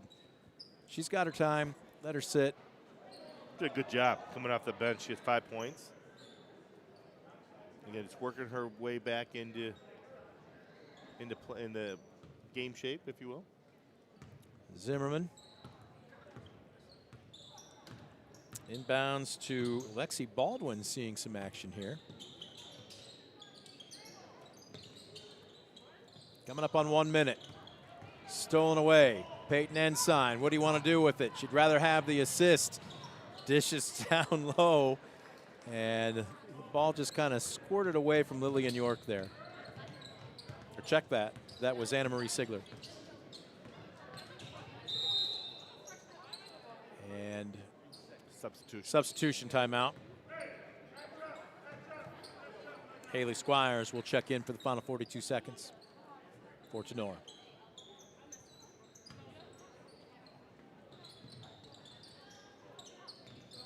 Well, Rhett, I know you've thrown on the headset for the first time with DCTV this season, but you could come back 3 years from now and still see all of these same players on this court. There is a lot of youth on this floor right now. A lot of contact. Peyton Ensign getting physical on the baseline. Knocks the ball out of bounds. Aria Leonard tried to take her baseline. Now, should the clock not be running? It is now. Moot point, as we're 20 seconds away from wrapping this one up. Nice crossover move, a little hard off the glass by Leonard. Tied up in the middle of the paint. Jump ball. Ayersville takes possession. Sigler will just walk it across the timeline for the final 10 seconds of the game.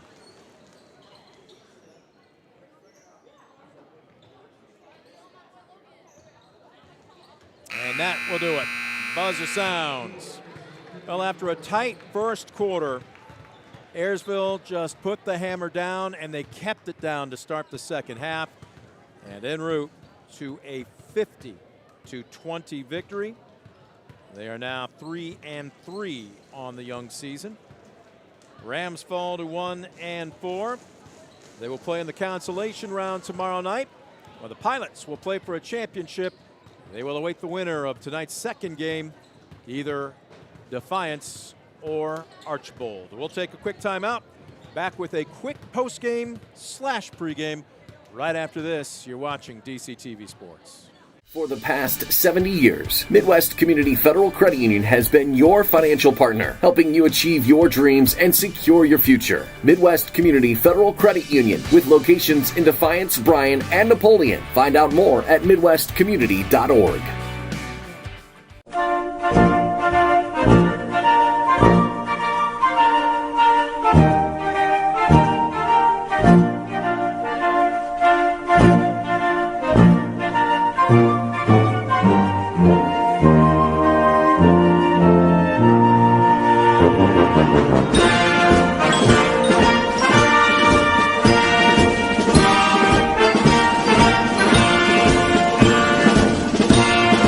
WestBanco, building a better bank every day since 1870. Community-focused WestBanco. Find out more at westbanco.com. Discover affordable transfer opportunities at Northwest State. Start here and save thousands on tuition. Our advising team will help you get your credits transferred. So don't wait another minute. Get started today.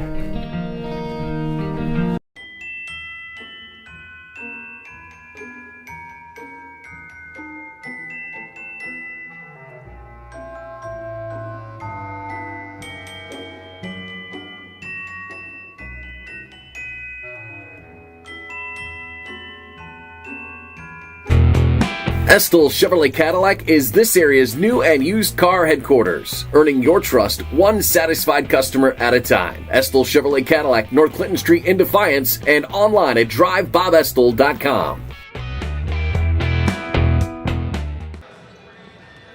First game is in the books. 15 minutes up on the clock as the second game, Defiance versus Archbold in the 2025 DPT Classic here on DCTV Sports. Just around the corner. Game one is in the books as Tenora falls to that team across the river, arch rival Archbold, by a final of 50-20. Brent Balbinot alongside Rhett Boyd. All right, let's run down your Arthur Law Firm Stat Tracker stats. A serious injury from a car crash puts you on the injured list. Call the personal injury attorneys at Arthur Law Firm, serving Northwest Ohio for more than 50 years. Get the compensation you deserve and back in the game with your winning team at Arthur Law Firm. leading all players. Is there such a thing as a quiet 21? Spurts. Very much so. And defense into offense. A lot of that because she worked hard at one end of the court and got it at the other. But the Honey Badger, Kendra Waldron, with 21 points to lead all players tonight. A second player for the Pilots, though, in double figures. Power forward Avery Knieven had a nice night. She finished with 13. 4 points for Kendall Boer. A deuce for Peyton Ensign. 10 points off the bench for Tim Nicely and company, including Hannah Allstetter with 7 and 3 for Ariel Brown. On the flip side, look, they played tough defense, but they just wore down. And the offense, fair to say they're a future team. Tenora did have 1 in double figures, though. Ella Holmeyer with 11, 5 for Maddie Spangler, and a deuce apiece for Addison Dominique, the freshman point guard, and off the bench for Tegan Billing. What'd you have for board work? Well, Ayersville, they dominated the glass. You know, talked about Sonora struggled to find the bottom of the net. Ayersville 23-8 on the backboard of and I do emphasize unofficially. Yes. And then in the turnover battle, Ayersville forced Sonora into 15 turnovers. 7 of those in the second half, early in the second half specifically, which resulted in some easy offense for Ayersville really to blow this game open. So 50-20 the final score. Pilots now 3-3. Rams fall to 1-4. Don't you go anywhere. We're just a little over 11 minutes. We'll have the nightcap as Defiance and Archibald will battle for the second spot in tomorrow night's championship game. The post game is now in the books. We reset. It's a new pregame, the Estill Chevrolet Cadillac pregame. Estill Chevrolet Cadillac, located on North Clinton Street in Defiance, earning your trust, one satisfied customer at a time. Visit them in person on their lot or anytime online at drivebobestill.com. We'll take a quick timeout. We'll set the starting lineups for both these two teams just around the corner. You're watching DCTV Sports.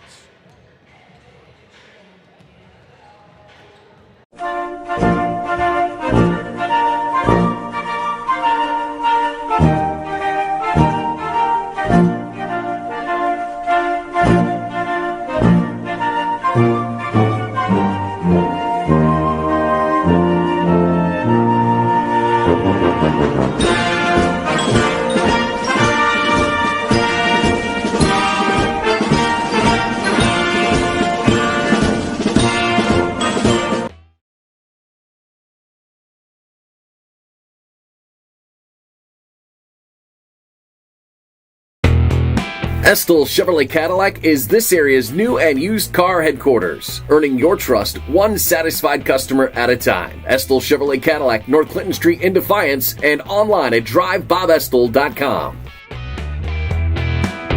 For the past 70 years, Midwest Community Federal Credit Union has been your financial partner, helping you achieve your dreams and secure your future. Midwest Community Federal Credit Union, with locations in Defiance, Bryan, and Napoleon. Find out more at midwestcommunity.org.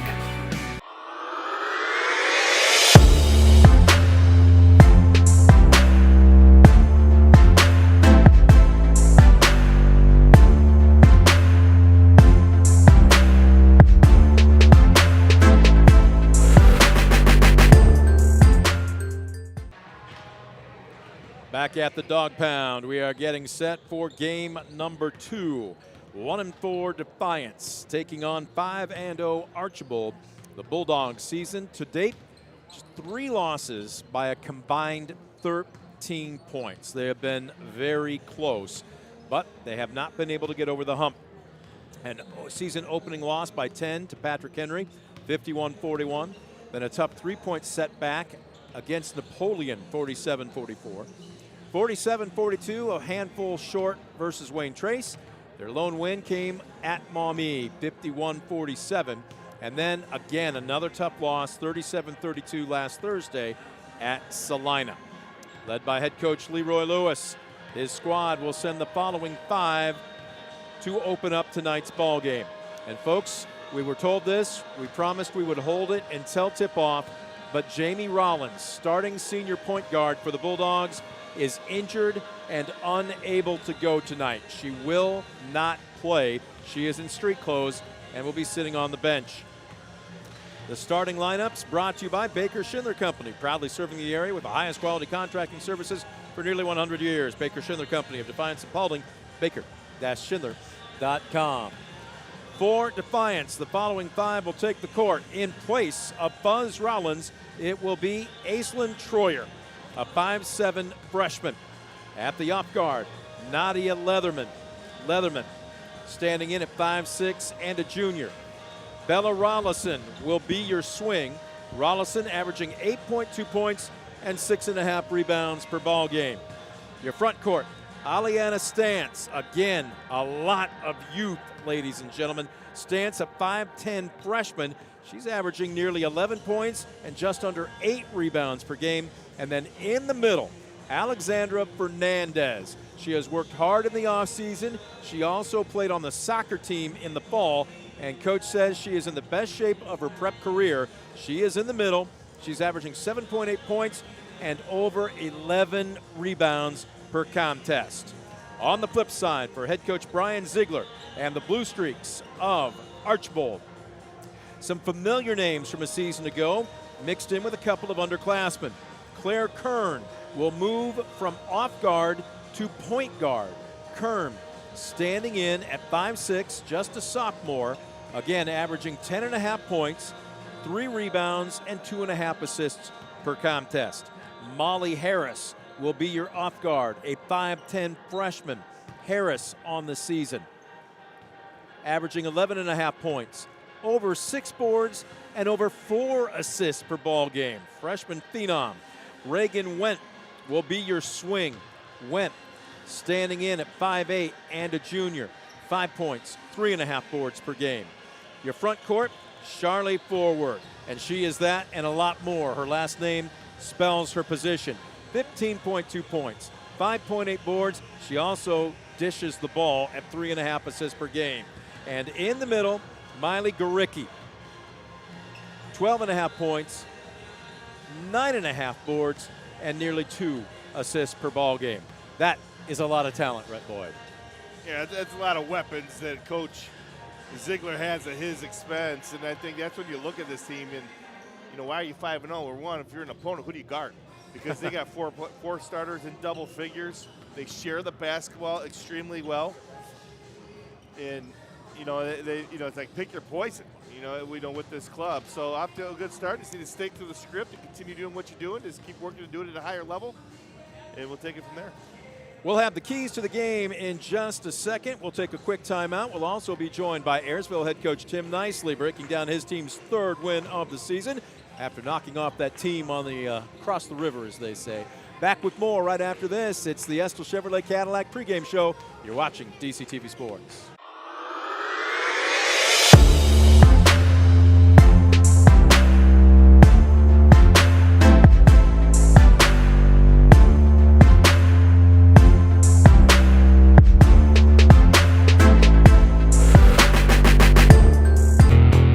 Estill Chevrolet Cadillac is this area's new and used car headquarters, earning your trust one satisfied customer at a time. Estill Chevrolet Cadillac, North Clinton Street in Defiance, and online at drivebobestill.com. Stamball Jewelers is your trusted source for diamonds, fine jewelry, watches, and gifts. Whether you're looking for a dazzling engagement ring, a timeless anniversary gift, or a present for someone special, Stamball Jewelers has something for every occasion. Visit us today and discover why we've been serving the community since 1948. Back at the Dog Pound, a little over 4 minutes left before we get after game number 2 on night number 1 of the 2025 DPT Classic, as Ayersville knocked off Tenora by a final of 50-20 to pick up their 3rd win of the season. Big Handsome has finally come up and joined us here. Tim Nicely. Coach, congratulations. We had a chance to talk with you prior to tip-off, and I just simply said, what do you want to see from your team? Because Friday night against Patrick Henry, look, sometimes you just tip your cap to the opposition. They're better. Yeah. But you said how we play tonight, especially to open up the ball game, will define what this team can be capable of, what they teach you tonight. Yeah, that's what I told them after that game. I said, so let's forget this. Let's come out and really show what we can do. And I said that's going to define what we can do, what we can't do. And especially against Tenora, if you can't get pumped up against Tenora, might not be much hope. But I give our girls a lot of credit. They come out and played hard. We switched up some defenses a few different times, catch them off guard. So I thought we did a good job. Kendra Waldron. What can you say about the Honey Badger? I saved that nickname for softball, but she plays that way. If you were playing ping pong in your basement, she would come after your jugular. Oh, yeah, she just knows no other way. Yeah, that's the way she is. But just her speed, just tremendous, and what she can do. And we didn't. Avery had a good game rebounding. Kendall got in a little bit of foul trouble, so that didn't help us at all. But yeah, overall, I thought we had a good balance scoring. I thought we had a lot of kids contribute. So it was nice. Yeah, Coach, you talked about Avery coming in, averaged 6 points again, got 13 for you here tonight. But I thought in the second half, 2 adjustments I think you made at halftime, and you can elaborate on it. I thought you went to the 2-2-1 half court pressure. You sped them up a little bit and created some offense off of that. And then 2, where they had some straight line drives to the rim in the opening half. You went to the zone to keep them on the perimeter. Talk about what those 2 things did for you. Well, I told them at halftime, let's switch it up. Let's go 2-2-1 press. See if we can slow them down. We knew we could. Their ball handlers sometimes are a little suspect sometimes, but we got some good turnovers. We got some good easy baskets, and that's what I wanted. And then just speed them up. Just speed them up, and that's what I wanted to do. And offensively, I told them we just got to score. I mean, we had 12, I think, turnovers or something like that at halftime. Way too much. We ended up with only 5 in the second half. At least that's what Chuck had, so hopefully it's close. Chuck's book's never wrong. Yes. For a man that updates Max Preps religiously, we will never question Chuck. Yeah. So you're going to stick around and scout the second game Yeah, here? we're going to stay for at least the first quarter, second quarter. I know the kids got a lot of homework, and that's the most important to get that done and then get to class tomorrow and get some rest tonight and get home early so they can get some sleep and feel good about tomorrow. Congratulations, Coach. We'll see you tomorrow night. Thank you. Thanks, guys. See you. Coach Nicely coming up to join us. We are going to keep it here as we've got our keys to the game. Brought to you by Northwest State Community College. Your key to great career opportunities begins with a great education at Northwest State. Give them a call, 419-267-1320 today.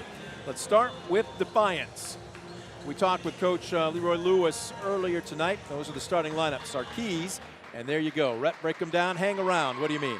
No, I think for number one, the next man up mentality, they're going to be without their leading scorer here tonight. And Jamie Rollins is out. So it's the next man up. Everybody's role is going to elevate, whether it's a complimentary scorer in the starting lineup. You now have to take a step forward and do a little bit more tonight. If you're coming off the bench and now you're a starter, your game elevates as well. And hang around in this one. This Archwold Blue Streak basketball team, 4 starters in double figures. They're 5-0. Things are rolling well for them. As Defiance, you're gonna take some standing 8 counts here tonight. Just hang around, stay within 3-4 possessions, and then see if you can't make a run late and pull this one out of the end. Up next for the Blue Streaks at 5-0, and they have only had one really close game, a 52-50 win versus Eastwood.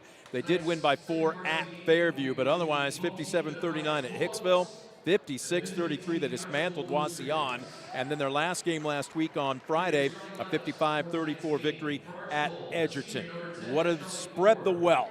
I'm guessing that means everybody gets there. Well, they have 4 players in double figures, in the starting lineup, which means everybody has the skill set that can score the basketball with regularity. Continue to share it. That'll keep opposing defenses on their heels, not knowing what 1 or 2 to take away, because if that happens, then 3 and 4 come and beat you with double figures. That's what they're used to. And then their starters average 14 assists per ball game. That's outstanding. That means they don't care who gets the credit. They're just working for the best shot possible. And stick to the script. You're 5-0. Things are going well for you on both ends of the floor. You don't change a thing. You just make sure your mentality's right.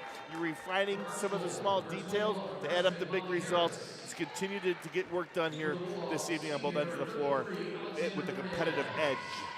Those are your keys to the game, brought to you by Northwest State Community College. Your key to great career opportunities begins with a great education at Northwest State. Visit northweststate.edu or call 419-267-1320 today. Our officiating crew, you saw them kind of scatter there a little bit. Scott Norse, Reyes Ramirez is pulling double duty tonight, and Paul Stoll round out all the impartial calls on the courts. As we are getting set for opening tip-off, it is brought to you by Superior Credit Union, a not-for-profit member-owned financial cooperative. Visit superiorcu.com to find out more about joining the winning team at Superior Credit Union. Defiance in their home whites with the blue lettering and numerals, the blue trim. Archbold in their traveling dark blue uniforms with the gold lettering and numerals. And the gold stripe down the jersey tops and shorts.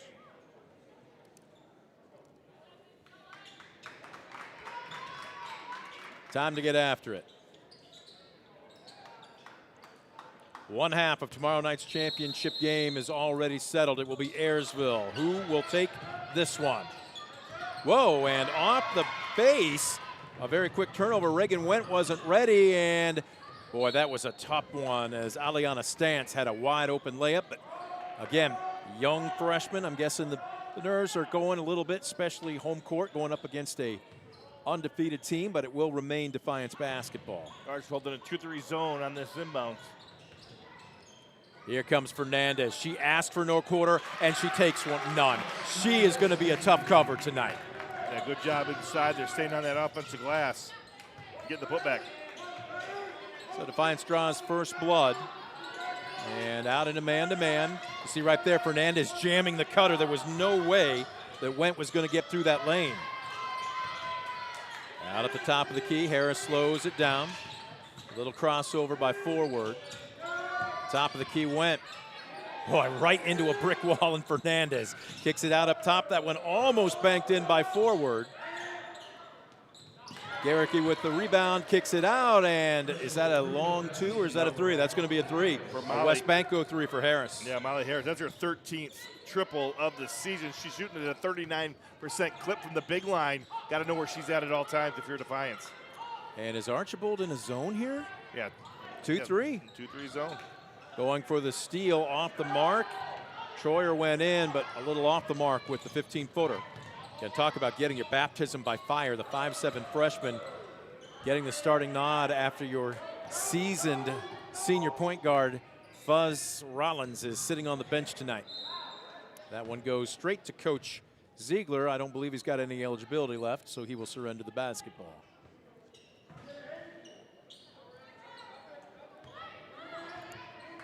Troyer trying to survey this 2-3. Back and forth passing. They flash into the high blocks, quickly back out, far corner, Rollison. Got a good look, but couldn't get it to go. Out of bounds, who's it off? It will remain Blue Streak basketball.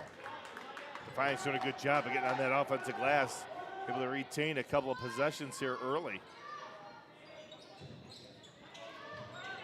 Lob pass, stolen away by forward. It's 2-on-2. Forward keeps her dribble. Now releases the basketball. Went left to right, step in for three, just a little short. Fernandez, I believe, I'm going to go out on a limb tonight. Rhett, win or lose, I don't care. I think she's going to have double-digit rebounds tonight. She's well on her way. She has a couple already. Shot blocked. Ricky.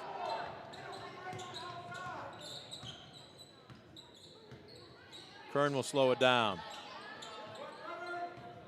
Forward posting up in the high block, so she had the defender on her hip. Rollison with quick hands. Wanting to run, just kind of loping. I thought she might take it. Instead, she'll slow it down. They'll set up the half-court offense. Nice drive by the freshman. Troyer gets swatted, but we've seen two freshman point guards here this evening that are showing some pretty good aggressiveness. Dominique for Tenora and Troyer for Defiance. Oh, they flash Fernandez, and you're going to have to foul her to stop that basket from going up. There was a mix-up in who was supposed to take who on that inbounds, and Went the guilty party. Well, it's a good job by Defiance against that zone. They ran a little crossing, a little X action on the inside, and two players in that zone jumped the first cutter, but nobody had Fernandez coming behind her. She got the line. Fernandez, that one goes begging off the right side.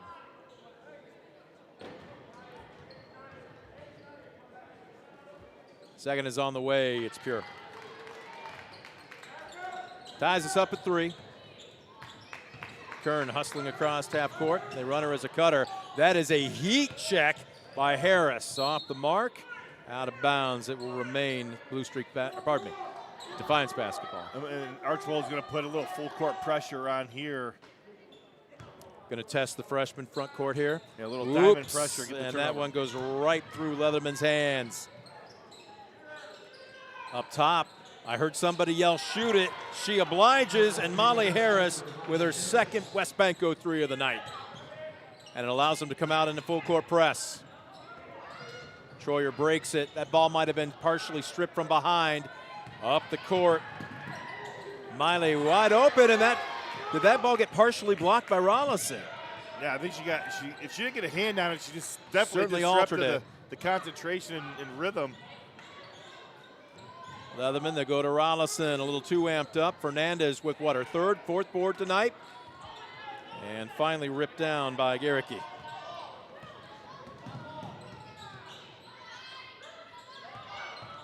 Little pump fake. Kern on the drive. Lots of contact. The ball rolls out of bounds. It will be Defiance basketball.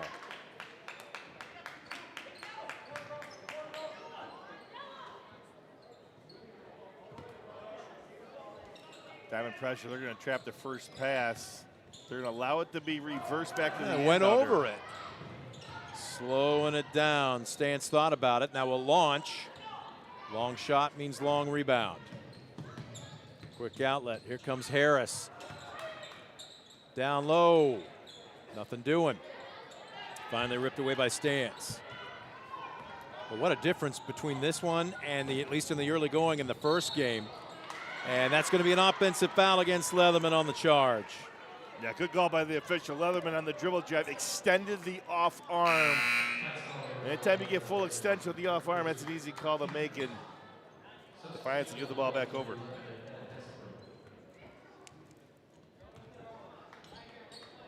(6-3). All the offense for both teams coming from just 2 players. 3 points by Defiance's Alexandra Fernandez. 2 3-pointers by Archibald's Molly Harris. Nice wraparound pass. Miley goes up strong and puts it down. When I mean put it down, 15-footer. She didn't dunk it. Yeah, good job, Garicki. Just respacing along the baseline to make herself available. Forward gets airborne. A deflection, the turnover, and that's an easy left-handed lay-in for Reagan Wendt. And Coach Lewis wants a timeout. We will take a break with them. 3:18 left to go first quarter. A mini run puts Archibald up by 7. You're watching DCTV Sports. Stamball Jewelers is your trusted source for diamonds, fine jewelry, watches, and gifts. Whether you're looking for a dazzling engagement ring, a timeless anniversary gift, or a present for someone special, Stamball Jewelers has something for every occasion. Visit us today and discover why we've been serving the community since the past 70 years. Midwest Community Federal Credit Union has been your financial partner, helping you achieve your dreams and secure your future. Midwest Community Federal Credit Union, with locations in Defiance, Bryan, and Napoleon. Find out more at midwestcommunity.org. 3:18 left to go first quarter. 2 different teams and a much different tempo. We got more of a track meet here in the nightcap, which is what we thought we would get. But right now, Archibald leading host Defiance 10-3. The winner advances to tomorrow night's championship game against Ayersville. We've got some local coaching royalty watching us. Gonna have to get, tell you what, Coach, I will be in touch with you because I had a proposition. I just hadn't had the chance to reach out to you yet. You just hold tight. I'm sure he's on the edge of his seat now. Leatherman, bounce pass, Rollison. Rollison's one of those long, lanky athletes that can score in different ways. Anna Hasselbring is checked in for Defiance, and this one another turnover on a errant pass. She stepped on the baseline on the dribble drive.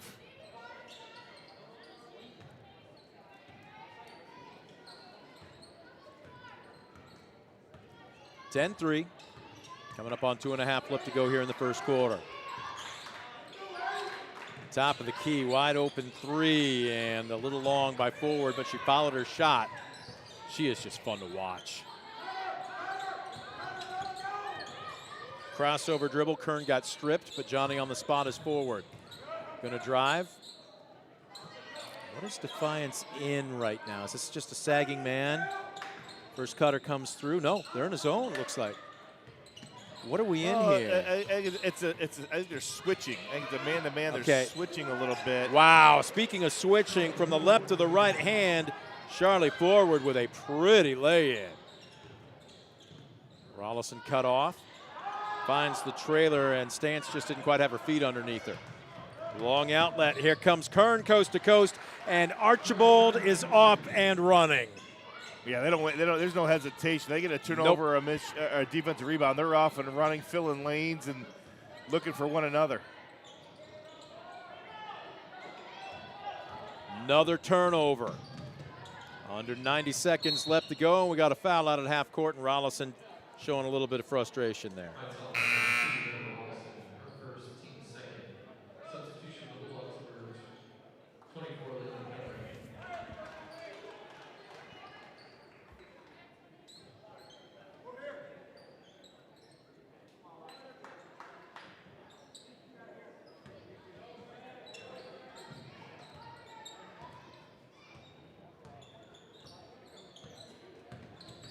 A little bit of time here into the high post. Macy Martz has checked into the game. Another long three. Leatherman sticking her nose in the middle of the trees, coming out with a rebound. I like Molly Harris, man. She got those feet set. That ball's going up. Knocked down 2 threes already in the last 2. Had a shot.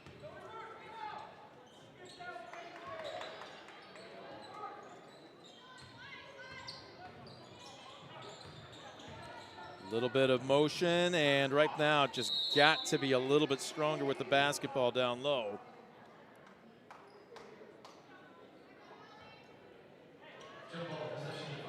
Jump ball, possession arrow stays with Defiance. Now last time Defiance ran a little X action on the inside, and they were able to get fouled and get to the free throw line. Looks like they're going right back to it. Better job there picking it up. Long three off the base of the iron. Ball being tapped around and finally secured by Martz. Whoops. Tell you what, if they want to run, Defiance is going to have to pick up maybe a little bit earlier. You got to either pick up the ball or disrupt the passing lanes, or you're going to be looking at their backsides all night long. 14-3. This is more of a football score. Kern will slow it down.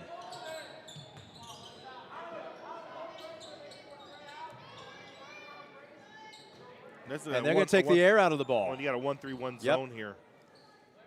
You got some size with Stance out on top of it. Well, you just heard Coach Ziegler say, Claire, let's go. Start moving it. Trying to find the breakdown. That 1-3-1, they're extending the foul line, and Archibald having some trouble. Dribble penetration. Wrap around pass to Hurst. Up top. Still time to shoot. Oh, what a move! That was tough and strong. Miss Miley, we see you. And a dominant first 8 minutes for Archibald as they take a 13-point lead into quarter number 2, 16-3. We'll take a quick timeout. Back with the second 8 minutes right after this. You're watching DCTV Sports. Stanball Jewelers is your trusted source for diamonds, fine jewelry, watches, and gifts. Whether you're looking for a dazzling engagement ring, a timeless anniversary gift, or a present for someone special, Stanball Jewelers has something for every occasion. Visit us today and discover why we've been serving the community since 1940. Estill Chevrolet Cadillac is this area's new and used car headquarters, earning your trust one satisfied customer at a time. Estill Chevrolet Cadillac, North Clinton Street in Defiance, and online at drivebobestill.com. Discover top quality healthcare education at Northwest State. Our instructors have real world experience, so they know how to prepare you for great career opportunities. Northwest State, where you'll get the top quality healthcare education you need to succeed.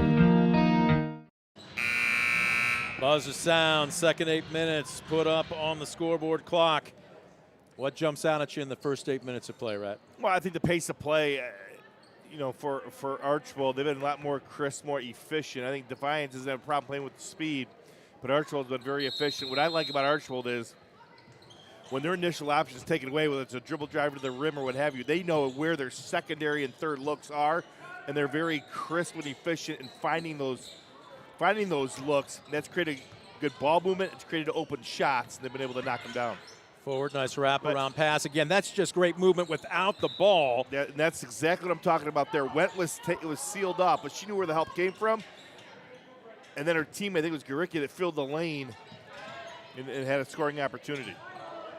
16-3 right now. Defense not the problem for Defiance. It's offense. And right there, a missed bunny. Oh, my goodness. And Fernandez upset with herself. This is where you got to flush it and just get back and play D.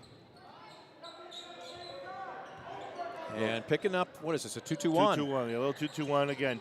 They're going to try to trap, near or just over half court. Good job with the diagonal look. Oh, nice move. Just couldn't finish by Forward. Tell you what, though, they have found their gear. You see how quick that passing is? Yes. It's a diagonal look, bam, right across the lane before the defense can get set. They know exactly where, not just their first option there, where their second and third looks are. And they create some really good looks for themselves as a result of that ball movement. Blue Streaks will slow it down a little bit, run some half-court offense. Hurst tries to go down low to Kern, and it will be a turnover.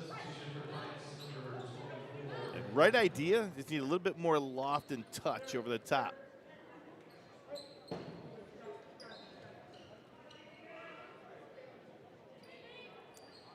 Looking at Ayersville, they've seen enough of the first quarter.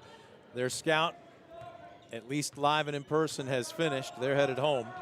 Tenora, see a few scattered players here and there. I mean, everybody's within about a 10-minute ride from this place.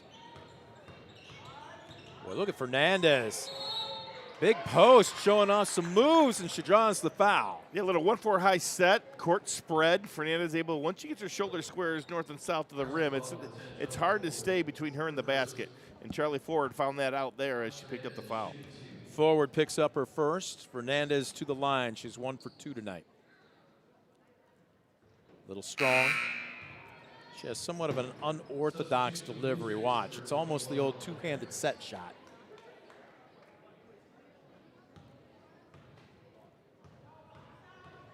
Three or four dribbles on the way. Not a lot of rotation on that, but it finds its way down. She is 2 for 4 tonight. Pulls Defiance to within 8, and a little bit of pressure forces another turnover. Again, right look. He's got to execute the pass. Well, Coach Ziegler's on his knees at the end of the Archbold bench. I'm like, that one maybe took the wind out of him. Nice half step, stutter step, and then Troyer explodes. Give her 2 off the square, and it's cut to a 10-point deficit. And right there is where you do not want to pick up your dribble for that reason. Right there, you got a trap, and then the half-court line's an extra defender. And Wentz surrenders the ball, dribbling, and now stripped. Stance took her in, but kind of stutter step there for a second. Again, depending on the angle, depending on your comfortability, but usually if you've got that kind of break, don't you tell your player, go hard, don't hesitate. I mean, you got numbers in the back end, you got to go. Ball deflected by Forward, look out. Well, that's a good job to handle a hand on the basketball, and Forward with her second basket of the night. And now the Blue Streaks are coming out in a trap. Boy, somehow that ball found Defiance. Wrap around, Leatherman. They're flirting with 10, though. And Coach Lewis upset. You can hear him say timeout. He wanted a foul on the trap. There's a lot of contact and didn't get the call. Good job utilizing the timeout there, though, to preserve the possession. Again, we'll keep it here on a 30-second timeout. And he had an earful for Leatherman as well. I think she was out of position on that. And again, one bad pass with a team that is as aggressive and quick to the ball like Archibald, and it might as well be a turnover. So the question now is, if you're Defiance, how do you break that press? Because they're having some trouble with it. Well, they're allowing the reversal back to the inbound. They're allowing that pass to be made. So that's got to be your number one look. The backside guard is taking the opposite wing away. So you just got to reverse it back to the inbounder.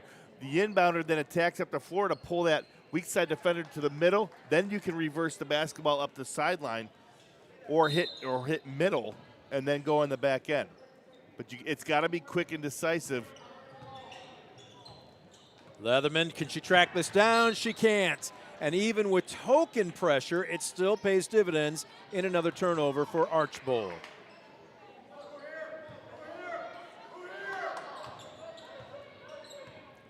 Up by a dozen, looking for more. Forward, thinking about it, sizing up the freshman, but she lost the handle on it. Look at this. They're running 5 out right now. Well, they're going to post up Garricky in the high blocks. Kind of a tentative screen. Ball sticking a little bit right now for Archibald. They get the reversal going. Well, Defiance is doing a pretty good job of jamming the cutters, and it's disrupting the fluidity or the rhythm, of their offense. Looking down low, went, nothing doing. Blue Streaks aren't going to panic, though. They're being very patient.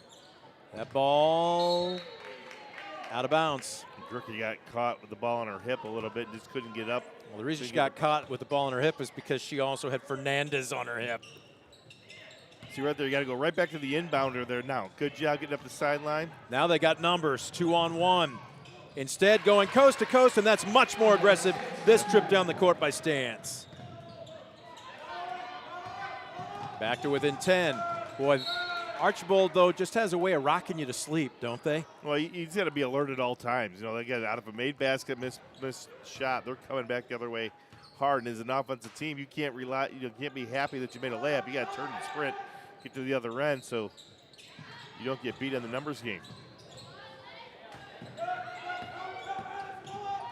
Stop and pop, baby baseline jumper, and forward knew that was off the mark the minute it left her fingers. You could see her reaction. Leatherman swinging it left side. Layla Keller is checked in. Coach Lewis had high praise about her when we were talking with him earlier. Leatherman on the drive. Good aggressive move, and no foul, but out of bounds. Off of the Blue Streaks. Rollison will check in. Troyer will check out.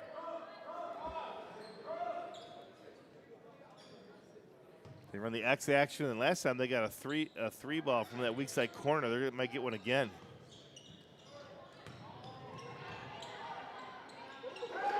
Nice feed down low. Look, that's there, I think, all night, isn't it? Yeah, well, Rollison, she did a good job. When she missed the three, she attacked the offensive glass and got the ball back and knocked down the short jumper. Uh-oh, we got a push, and Fernandez showing a little frustration. That's going to be a foul. Well, Coach Lewis is saying this. Listen, she's got the rebound. They are all over her. They're holding her. They're reaching. They're slapping. You either got to call that, or that's what you're going to get. You're going to get you're going to get a reaction or a push off like you got there. She has the right, to pivot, but she extended. There's no doubt about that. But I know Coach Lewis is saying, look, you have to call the original contact first, so this game doesn't get out of hand.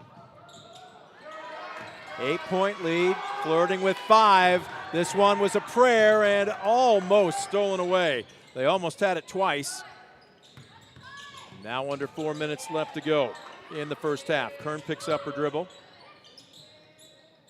Forward thought about it. She's going to take it baseline. Good help side defense. That's even better body control by Forward. Stays with it. Is she going to muscle it up? Instead, it's off of her foot. And Defiance with a chance. Whoops. Cross-court pass a little too aggressive. Stolen away. Here comes Harris, who finishes with the left hand. Yeah, good job by Harris. She read that cross-court pass, stepped in front of it, and got the steal and score. Well, Defiance had a chance to trim that to 6. Instead, they're now down by 10. There's Fernandez, and she didn't get her feet set. She felt pressure, I think, Rep, that was not there. She rushed the shot. Wow, what a beautiful spin move by Kern. Everything but finish. And you heard Coach Lewis say there, hold it. Rollison wanted to run. This is a pace that favors Archibald. Even though Defiance, can push the ball, Archibald's a little bit more efficient with it. So right now, you slow it down, make Archibald play defense in the half court. Try to take some time off the clock here. Leatherman, open look for 3. It's off the right side of the iron. Ball out of bounds. It stays with the Bulldogs.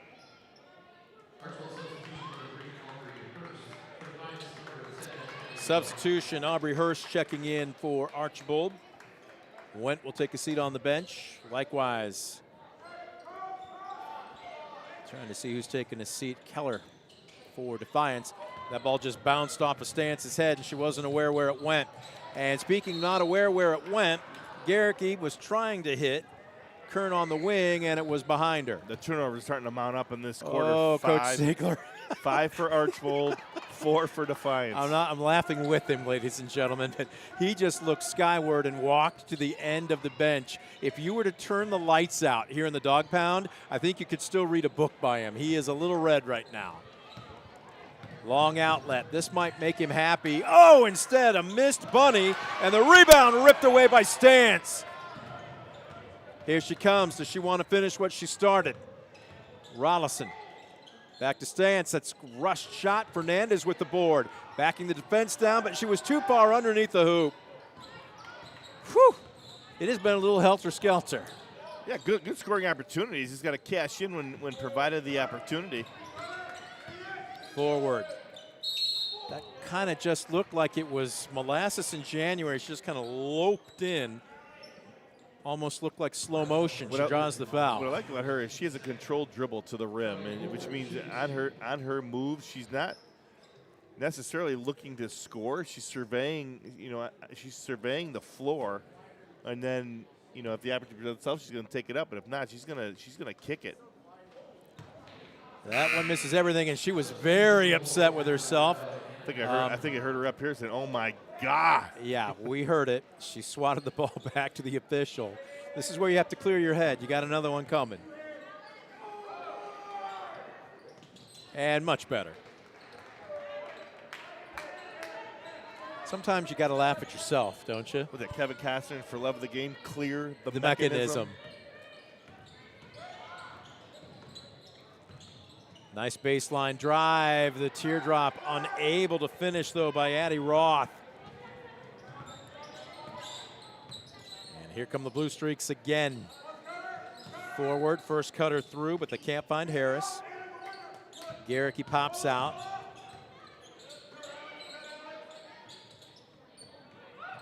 Coming up on a minute left to go in the half. Again, backside cutter, but they miss Harris.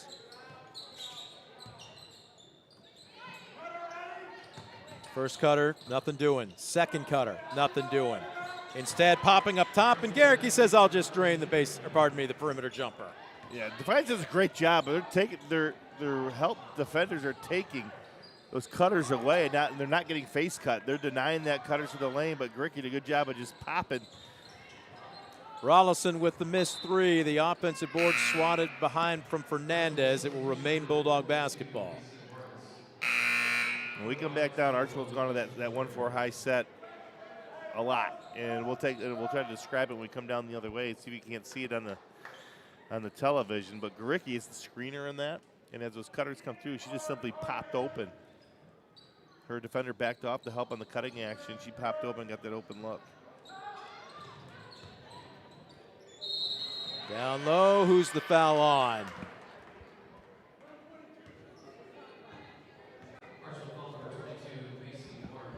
It's going to go against Martz.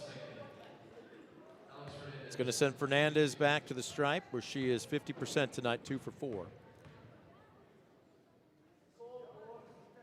Drains the first.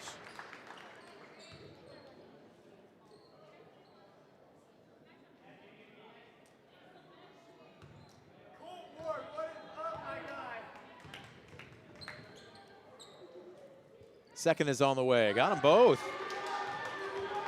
Well, she has over half their offense so far tonight. Actually, exactly half.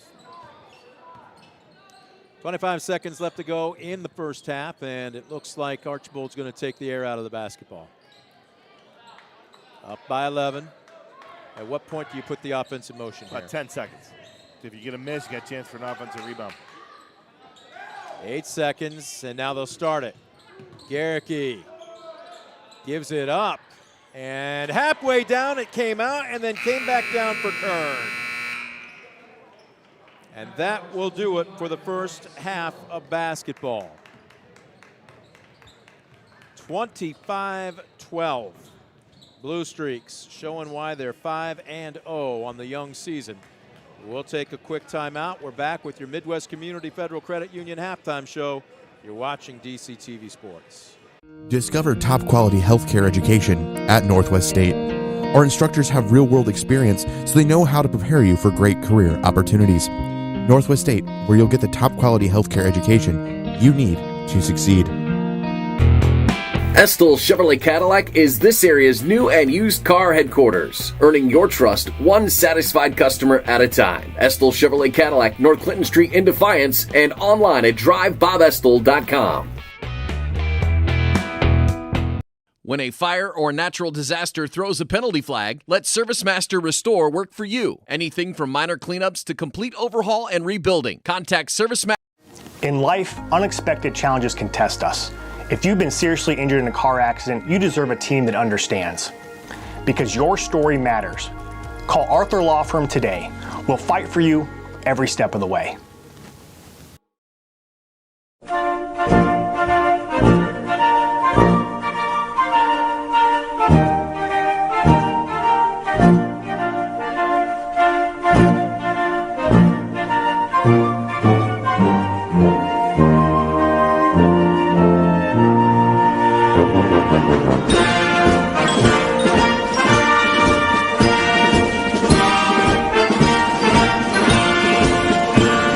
Stamball Jewelers is your trusted source for diamonds, fine jewelry, watches, and gifts. Whether you're looking for a dazzling engagement ring, a timeless anniversary gift, or a present for someone special, Stamball Jewelers has something for every occasion. Visit us today and discover why we've been serving the community since 1948.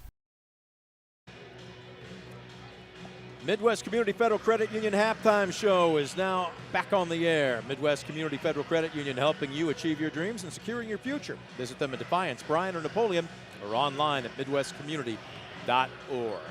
At the intermission of game number 2, the winner of this one secures the spot in the other half of tomorrow night's championship game against Ayersville. And right now, 5-0 Archibald leading host 1-4 Defiance, 25-12. Time now for a look at your Arthur Law Firm stat tracker. If a serious injury from a car crash puts you on the injured list, call the personal injury attorneys at Arthur Law Firm, serving Northwest Ohio for more than 50 years. Get the compensation you deserve and back in the game with your winning team at Arthur Law Firm. Unofficial, but we have done the math, and these check out. Leading all scorers tonight, it is Molly Harris. Again, the 5'10 freshman off guard with 8 points, including 2 threes. She scored the first 6 points for the Blue Streaks in this ball game. But how about this, Rhett? All 5 Blue Streak starters have scored. On her heels, 6 points for Miley Garricky, 5 points for Charlie Forward, 4 for Claire Kern, and a deuce for Reagan Wendt. On the flip side, for head coach Leroy Lewis and his Defiance Bulldogs, their post, Alexandra Fernandez, with 6 points, including 4 of 6 from the free throw line. She is the only Bulldog with more than 1 basket. 2 points apiece for Aliana Stantz, Isabella Rollison, and freshman point guard Aislinn Troyer. What do you have for board work for both teams? Well, as far as rebounds go, Defiance 11-8 on the boards in the first half. And I think from the turnover standpoint, I think they're relatively even, but I think both coaches want to cut them down by a few.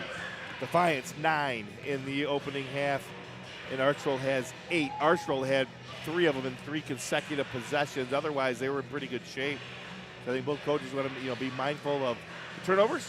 I'll ask you this, because to have 9 and 8 respectively, but to look at the tempo that both teams want to play. Defiance wants clearly more of a half-court game, whereas Archibald wants a track meet. So to have 9 versus 8, but is that more damaging to the half-court team rather than the full-court team? It is, because as a half-court team, you don't want to play fast. You're not accustomed to playing fast.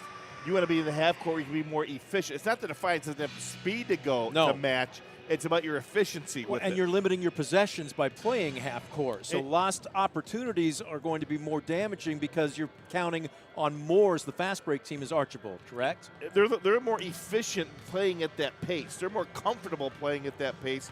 And also, if you're Defiance, you playing at that pace, you're increasing Archbold's possessions because you're making them defend a lesser amount of time. So yeah, even though you're down in this game, you got to look at it like a marathon, not a sprint. You want to get in this game in a half court, make Archbold defend, and that will limit the amount of possessions they have coming the other way. Right now, you've got a post who has been active, both offensively and defensively, but nobody else in a Bulldog uniform with more than one basket. Who are you setting up, and how are you doing it if you're Defiant? I think Aliana Stantz has an opportunity to be more productive in this game. I think she needs to get more touches, going downhill towards the rim, because she's got a big athletic frame that is tough to deal with inside, especially if you're a smaller defender. So I'd like to see what she can do with the ball in her hands a little bit more. I said, putting them on the floor, getting downhill.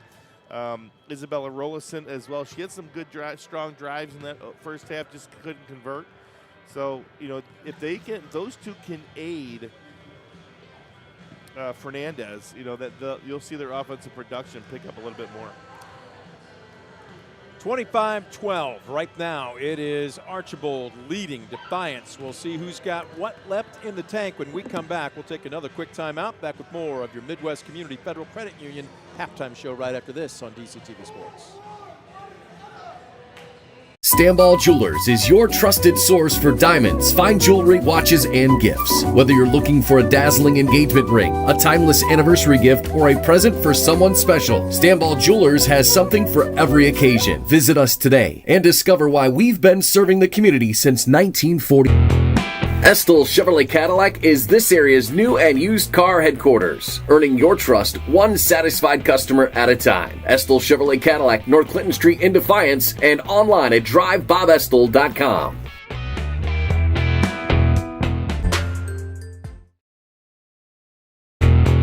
Estill Chevrolet Cadillac is this area's new and used car headquarters.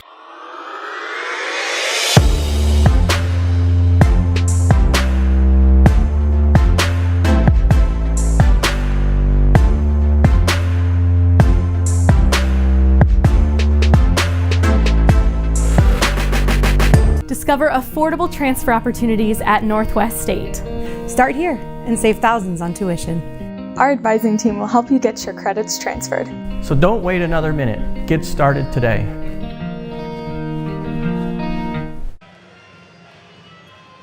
Two minutes and 11 seconds left to go before we resume second half play. Archbold has just come out. As a matter of fact, Defiance has come out in waves, about a handful of players, the starters, and now the rest of the roster as well. So both teams are going to have a very quick shoot around before we resume second half action. 25-12.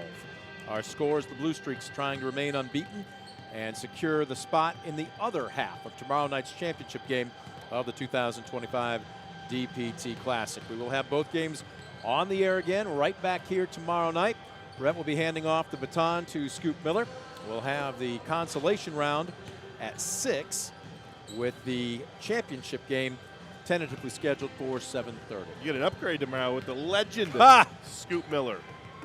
I have found that Love Scoop Miller. Outside of the Toledo area, Scoop Miller is basically a local legend. Absolutely here. is. 100%. I mean, it doesn't matter if you walk into the nearest country club or dirt floor tavern.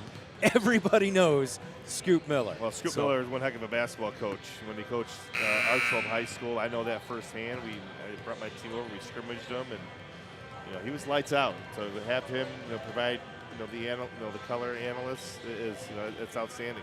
Well, look, at this point, and we talk about this multiple times, but it's a situation where anybody that throws a headset on, and I don't care, not just us, there are multiple platforms, not just here in the northwest part of the state, but across the state. To me, it has become a lost and to a certain degree maybe an underappreciated service, and that's covering high school sports. Yeah. Because now there's been such a deep dive. It used to be maybe the local newspaper. Yeah.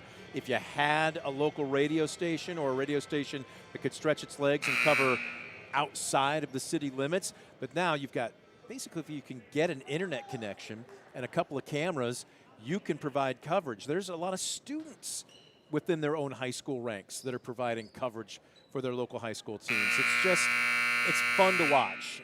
It is. It's the evolution of technology and the interest level of people willing to do it. Because not everybody, look, when you go across the state of Ohio watch basketball, not everybody has a DCTV. So this is outstanding for the Defiance County, the schools in Defiance County, to be able to, have their sports covered fall, winter, and spring. Well, you take a look at it, and again, multiple cameras from different angles right there. A great segue from one camera angle to another. And we've got a few more, hopefully, surprises in the near future for our viewers, so stay with us. Right now, second half resumes. Bulldogs with the ball, trying to break the scoreboard first here in the second half. Nadia Leatherman gets a facial from Charlie Forward. Quick outlet. Kern wanting to run, and look at Troyer. The freshmen get back. Bounce pass, and now Defiance has the numbers. 4-on-1, and Rollison lays it up and in. Yeah, converting a defense into offense. If you're Defiance, that you need. Nice drive there. A little off balance. One and done. Look at Troyer go. Yeah, good job on the rebound. One more dribble by Kern probably would have done her a little bit better there. Rollison on the drive. Couldn't get the floater to fall. Rebound ripped down by Went. She was double teamed and somebody fouled her. Did she travel? They're going to say she traveled with the basketball.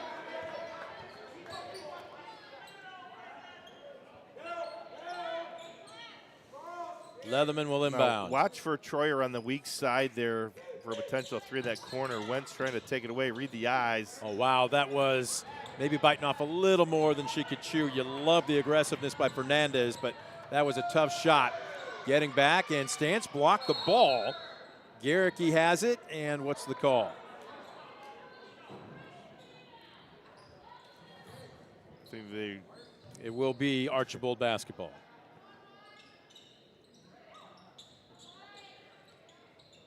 Defiance has come out with the foot on the pedal here in the second half, and Johnny on the spot went with the board. Loose ball, though, and that makes the second steal in a row, third of the night for Troyer. And now she's in trouble. Somebody's got to come to her, and she throws it right way. Here comes Went. Forward. It's getting a little helter-skelter right now. Prayer of a shot is answered. Count it, and one coming for Garricky. Well, both teams are having trouble. They're creating turnovers. They're having trouble finishing at the rim. If you're going to go in there, you need to go in there strong and with authority there, because right now the referees are letting them play. You get a lot of hands on the basketballs and just disrupting the shot. Good job by Garricky there. Was able to muscle it up and down. Miss Miley completes the three-point play. Garricky, a 53% free throw shooter. And those are the first points of the second half for the Blue Streaks. And look at this, full court press. Great job reversing the basketball, then pushing it up the sideline. Troyer top of the key. She wants to attack. Found some space and a nifty move to finish. Yeah, good assertive move by Troyer there. Once she held the basketball, she didn't hesitate. Whew. Had an opening, took it, got it off window. That was a big-time move. Blue Streaks still up by a dozen. Garricky cut off by Fernandez. She'll bring it back out. Forward. Well, look at the defense here in the second half. I think Coach Lewis maybe challenged his team to get in their jerseys. Long three, rattles it down. Molly Harris, third West Banco tray of the evening. Yeah, 15 on the season now. Tell you what, again, she's confident. There's no hesitation. Those feet set, shoulder square, it's going up. Look at Stance, and there's Fernandez. Instead of maybe setting herself and going up, she kind of tried to push that ball up. And again, little frenetic here as diving, and a nice job to hit the deck, Layla Keller. It will be a jump ball. The possession stays with Archibald.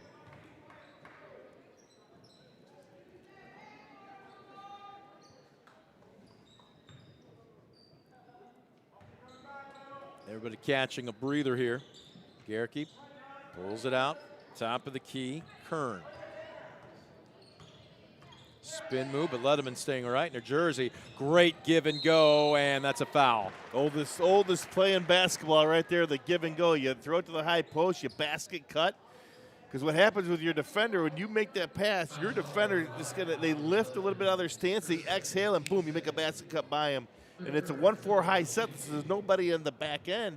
that can rotate down and get there in time.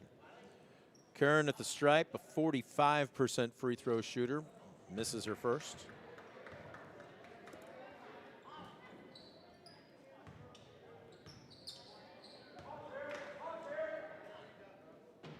Second is on the way. Is that going to catch iron? Boy, that barely did. And how about this? Garrick, he saw that and did a great job of tracking the ball. Yeah, somebody missed a box out on Garrick there, allowed her to get that ball. Oh, this is a heat check by Harris. Almost gets the ball wedged in between the rim and the backboard. Stance cleans it up. Wanting to run. She took a little bit of a love tap there from Kern. That'll be Kern's first.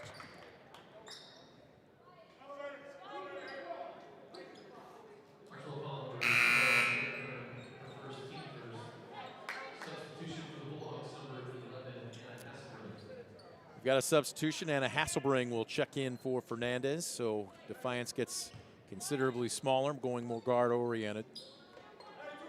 So with this lineup, if you're Defiance, where's your offense going to come from? Rollison's got a bucket here. Rollison, I think, is going to be your first option. I'll say this, though. We've seen Troyer being aggressive off the dribble, and I think, look, I know you didn't get a look at her last year, but Leatherman's got some handles as well, although she hasn't been very active tonight with that regard. Troyer trying to force the action, one and done as Garrick, he pulls down the board.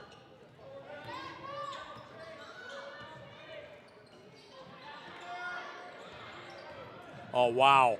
I'm not sure what that was. It was almost sleight of hand. Was it a ball fake? Was it a jab step? No, it was miscommunication on who was guarding who.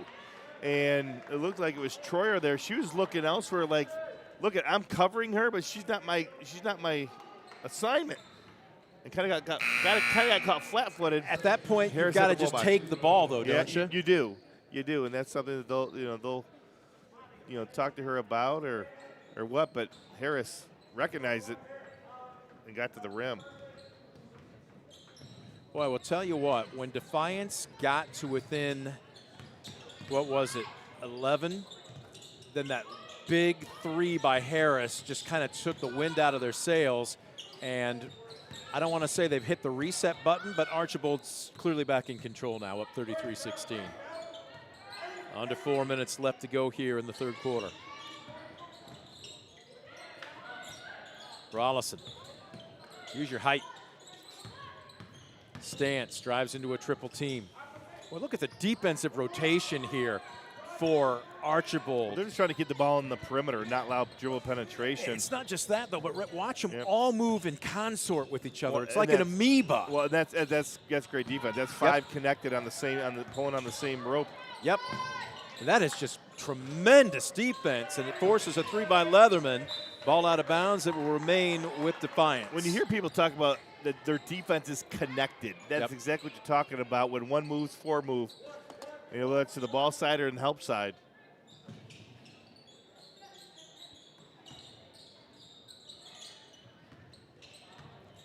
Well, ball tipped into the backcourt, and right now what you're seeing is how much work it's taking for Defiance to get a shot off.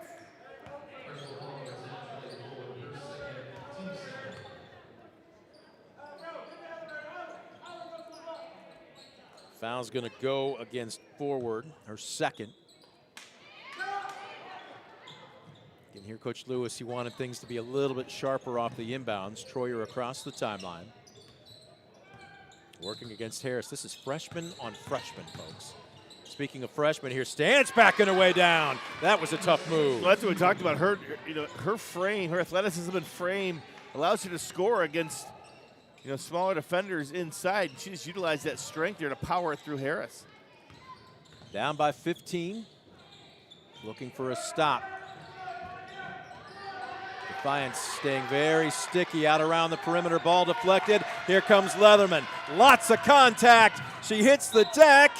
It will remain Defiance ball. I'm looking over at Coach Lewis, and he wanted a foul somewhere in that play. And he's going to send Fernandez back in. Also checking in, Martz for Archibald and Hurst.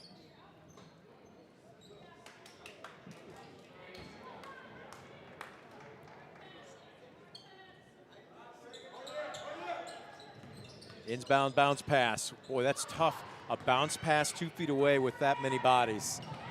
And Archibald trying to run, but throws it away. How many does that make now for them? It's 5 in this quarter, 13 for the ball game. Okay. Now, as we said, if there's a team or a style of play more specifically that could absorb maybe a few extra, it's Defiance because they want to get up and down the court. But at the same time, that still puts gray hair on a coach's head on a fast break opportunity like that, doesn't it? Absolutely. As evidenced by the fact that my color announcer has just a few on the top of his dome. That's getting there. Harris will pick up the foul. It's just her first. And they're going to bring Fernandez back. Which means look for Defiance to put some full court pressure on here, and Fernandez will be the deep girl. Troyer's got to hit him first. She misses her first. She'll get another. Garricky will check in for Went. And this becomes a big free throw if Troyer can hit it.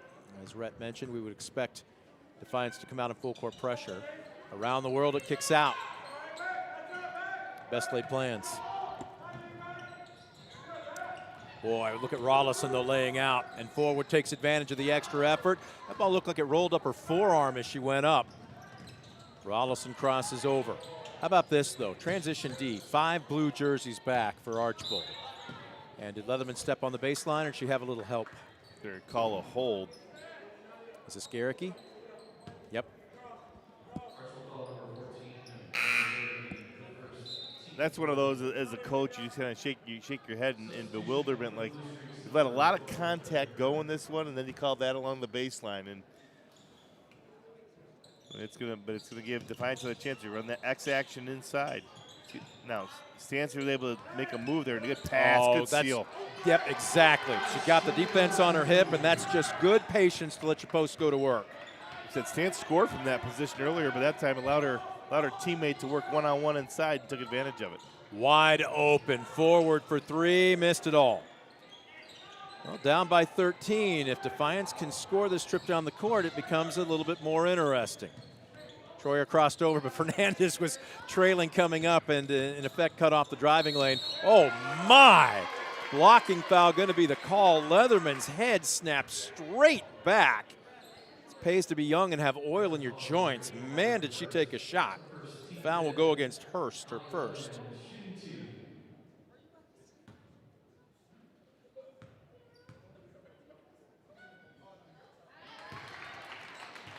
First is up and good. Leatherman.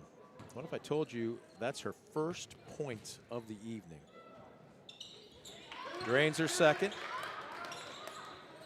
All right, look at this. It's 11 points, 33-22. And Sturts deflects the ball out of bounds.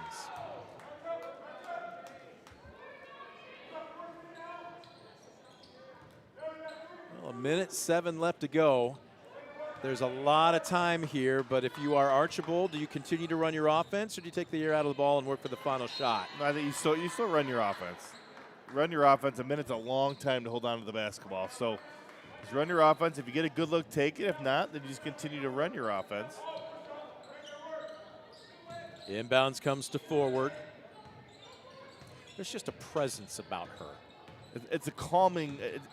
It's an aggressive yet calming presence. It's command. Nice pass. Oh, wow. Tremendous movement without the basketball by Garricky and a great feed. And the lead back up to 13. It is Macy Martz on the delivery. Yep. Leatherman, a little stutter step. Oh, she took the defense into Rollison. She wanted to pull the trigger. Heads up move to keep running the offense. Inside, outside, Leatherman. Kind of tentative on the dribble penetration. Fernandez is going to go to work, and she draws the foul. Look down at Martz, and Martz thought she had all ball, but no, that's an automatic call. Fernandez is just so strong. She's reaching out and down over the dribbler, across her body, across her arms. Has to get called 10 out of 10 times. But it's one of those you're not going to really affect Fernandez because she's so strong. Yeah, but she can play through contact, as we've seen. No doubt. It's her first. She'll have another. Again, this cut it to an 11-point deficit. You said one of your keys to the game for Defiance, hang around. We'll see if she can drill this one. She does. And that's exactly what the Bulldogs are doing here with 22.5 seconds left to go in the third. Down by 11. Showing some full court pressure. They're flirting with 10, and they get the ball over the top of it, and now they've broken the press. And forward, didn't quite have her footing down. Rollison sticking her nose in down low, and it's going to be a foul or a jump ball? Jump ball is going to stay with the Blue Streaks with 7.7 on the clock. Got to be mindful if you're Archbold.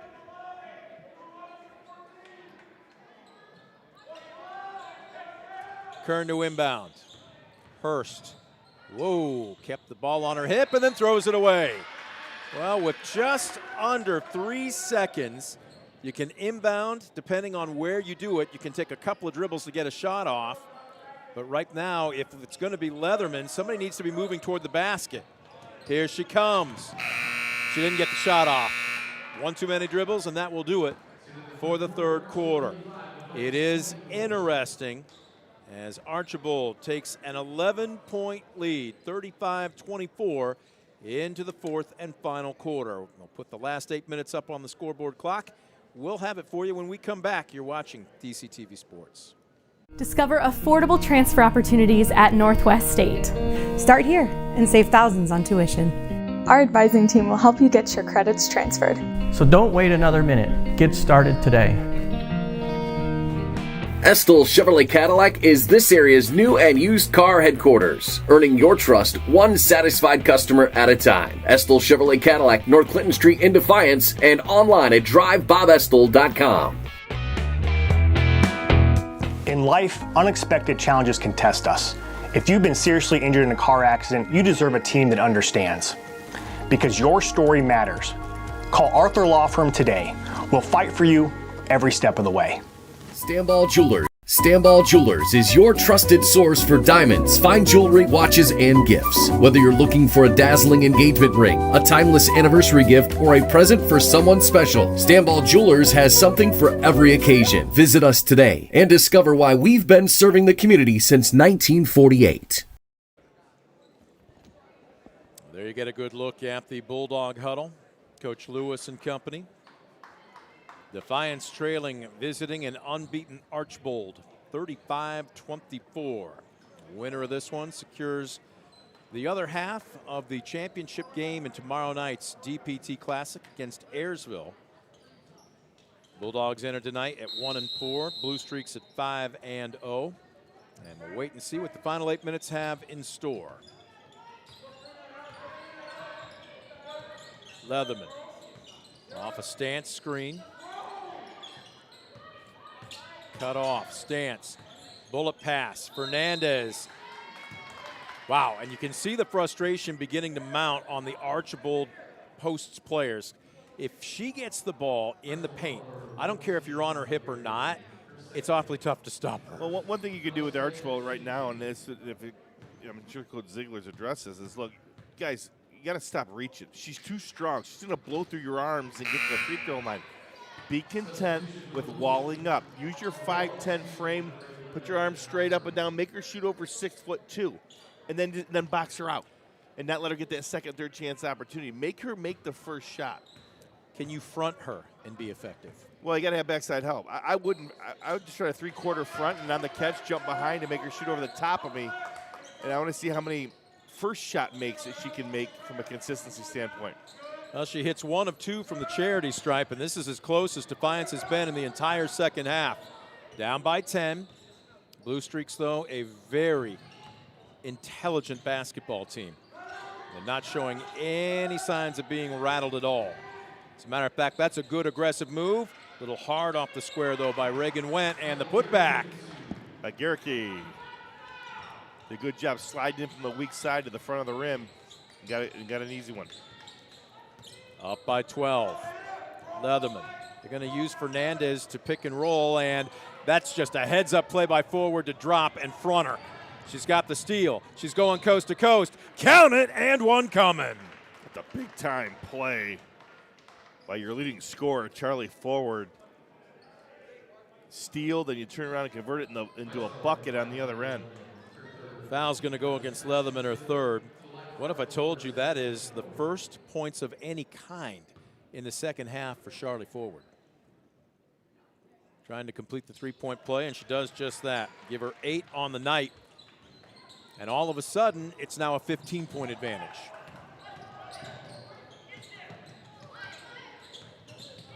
Leatherman, stutter steps, launches from the free throw line. Fernandez, though, with the garbage put back.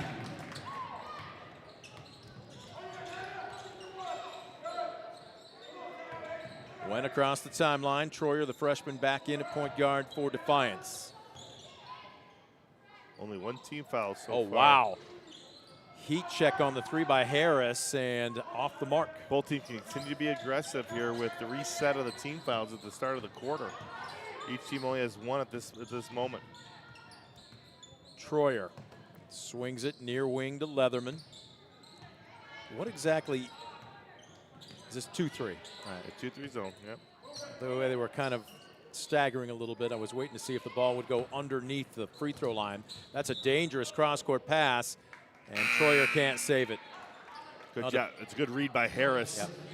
Read the cross-court pass like a safety in football. You jump it, and you're able to create the turnover.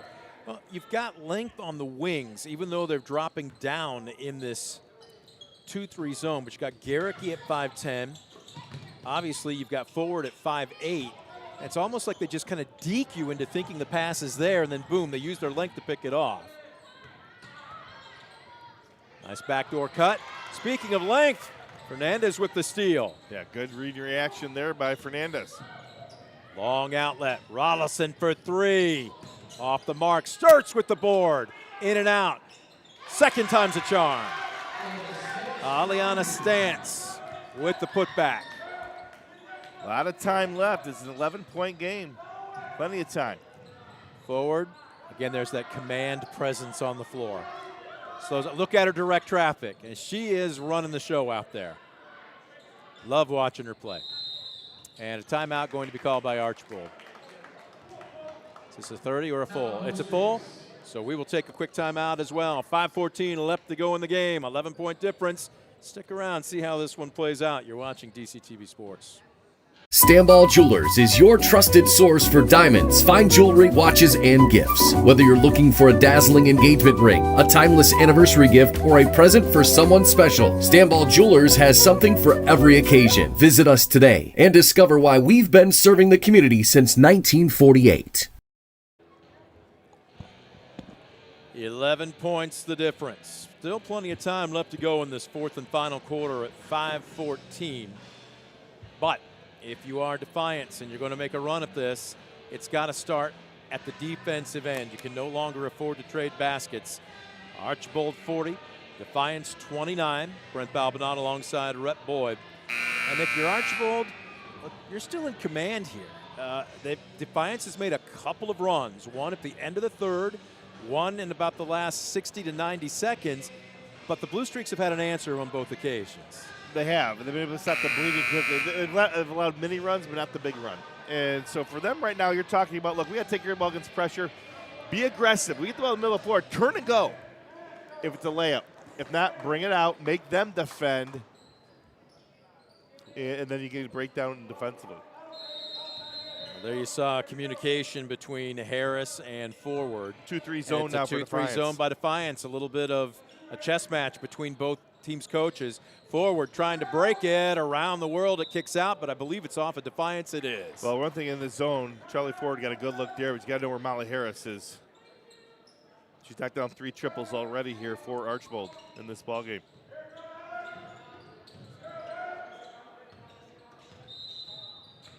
And Rollison a little over-anxious out around the perimeter, and that's going to be the second foul on the senior. Just the second team foul. As a matter of fact, nope, I take that back. Yeah, second team foul. Keep forgetting there's a scoreboard in the near corner as well. And look at this. Again, this is a freshman, folks. Harris wants the ball, and just as I was saying that, she's stripped. Freshman on freshman. jump ball, and it stays with Archbold. Give Harris a lot of credit because she had it taken from her, but presence of mind to get her hands back on the basketball. See Archbold trying to spread the floor offensively and create some driving lanes and some scoring opportunities at the rim. Defiance staying in the zone.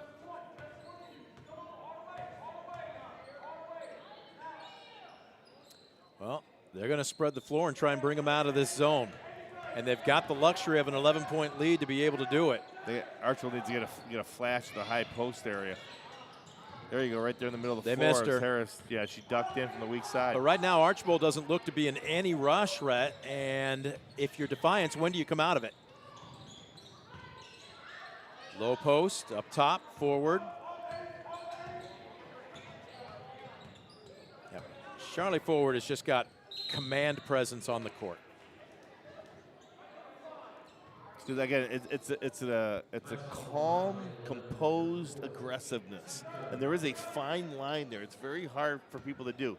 Some people are aggressive; they speed up, but she is in firm control of her movements towards the rim. That allows her to have good vision, and she just makes the right basketball play. Yeah, well, it's a high IQ for sure.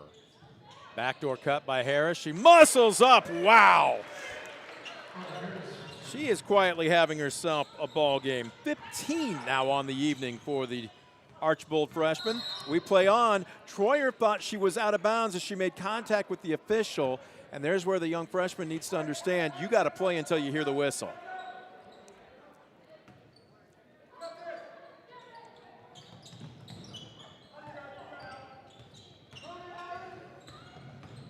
Forward. She's going to muscle up. She splits a double team. Yeah, it didn't look like she had anywhere to go, but then she kind of leaned back. The defense lifts. You get the step through. Give her 10 on the night. And all of a sudden, Archbold back in firm control. And there's another turnover and a steal. Kern, 2-on-1, gives it up to Garricky. And now it's out of hand. And here's the big run that you wanted to avoid if you were Defiance. Did a good job all night long of hanging around, but this run here in the fourth. Things went from 11 to 17 literally in the blink of an eye. Coming up on 3:08. Fernandez, oh, she dropped her hands. That ball was deflected, so it stays with Defiance.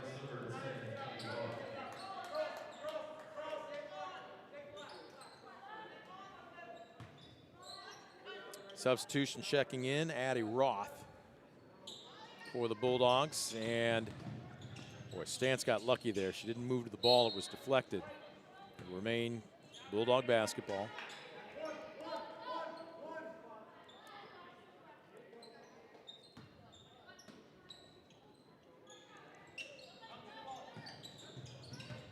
Into Stantz. Ooh, she had an open lane there, but didn't want it. Troyer will back it out.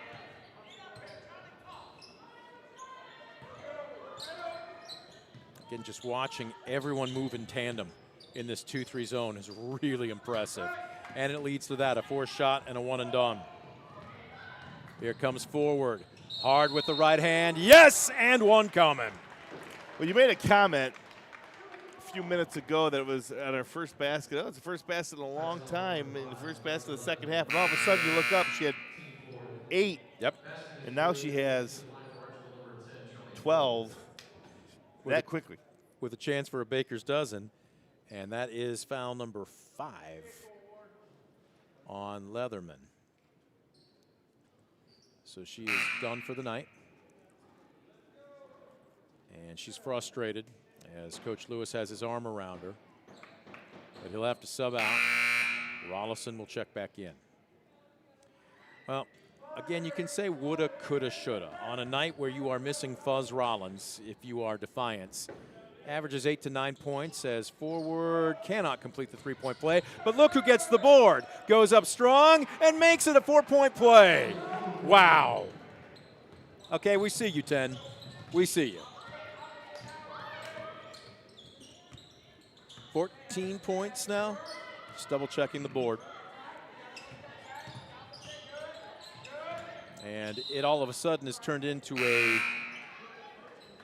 21-point game. So is Fuzz Rollins going to be the difference in a 21-point loss? No. But how would it have impacted the game, in your opinion? Well, it gives you, number one, your leading scorer back on the floor. And a great defender. But it's the ball handling versus pressure that you probably missed the most in this one. A good aggressive move there by Roth, and she will draw the contact and head to the line. They're going to charge this one to Macy Martz. It's going to be her third.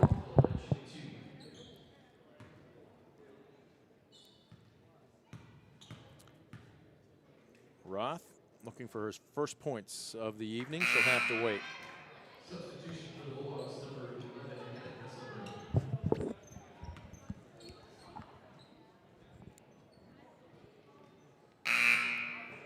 Buzzer sounds. Fernandez will be taking a seat on the bench, as will Stantz. Keller will check in. And Anna Hasselbring is also now in the ball game. It's 1-2 in the books. Whistle sounds. We have a timeout by the Bulldogs with 2:10 left to go in a 20-point ball game. Rhett, if you weren't here to watch it, if you just opened up the box scores tomorrow and saw 20 points, you'd probably think blowout. This was an 11-point game. What, about two and a half minutes ago? Well, it was 13 at the end of one. And then it just hovered around that 11-point mark, 13, 11, 9, 13, 11. It hovered there for the entire second quarter and majority of the third. And all of the third, really. For 2 quarters, this kind of hovered there. So Defiance was playing even with Archbold there, and you were just wondering, did they have enough to make that final push and get this to just a 1 or 2 possession game late? But to Archbold's credit, they were always able to keep Defiance at arm's length. Yeah. And then they were able to make their run of their own to push. It was a 11-point lead.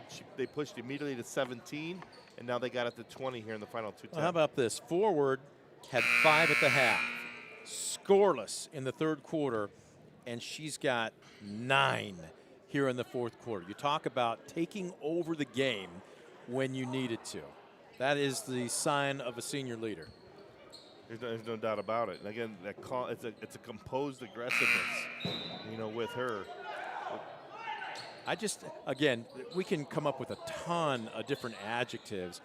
Control, command. I'm going to call it, and as a result, as a defending defender, it's a hard guard. Very. As a result of it, because you know that she can do it herself, but she also has great vision to find her teammates as well. Archbold now under 2 minutes left to go, and the bench now starting to be subbed in. Hurst is in. Do I see number 11, Demi Short, on the floor? I think number 20, do I see 20? Yes, Emma Meyer. And 24, Tatum Wanamacher. So I believe that is as deep as Coach Ziegler can go. Here comes Troy, and you can hear Coach Lewis. He's still demanding precision and accuracy despite being down by 20. Rollison hits the deck.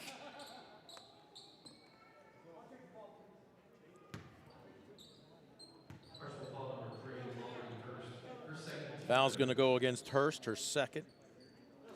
When you look at this Archbold team, just, how, their willingness to share the basketball, to pass up a good shot for a better shot. They came in 4 players averaging double figures. Now, they only had 3. Nice drive to the rim.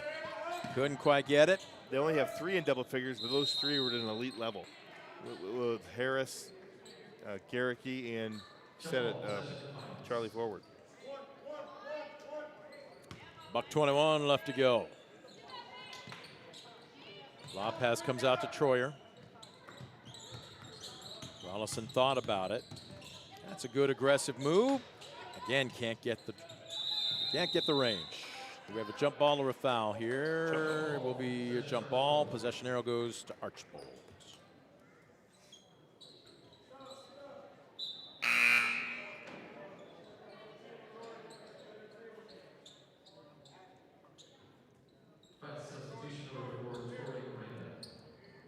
who's subbing in here?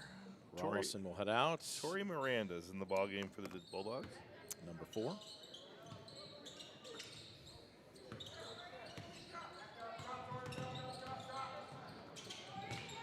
Wanamaker releases the ball, trying to bring it up against the pressure short. Boy, they just did beat the 10-second mark. And Archbold, they're still going to run their offense. The reserves wanting to earn a little bit more time. Hurst trying to make a baseline move and lost sight of where she was, steps out of bounds.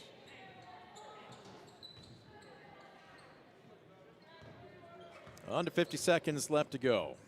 Troyer, 4 points on the night. It'll be fun watching her over the next 3 years. She's got some game.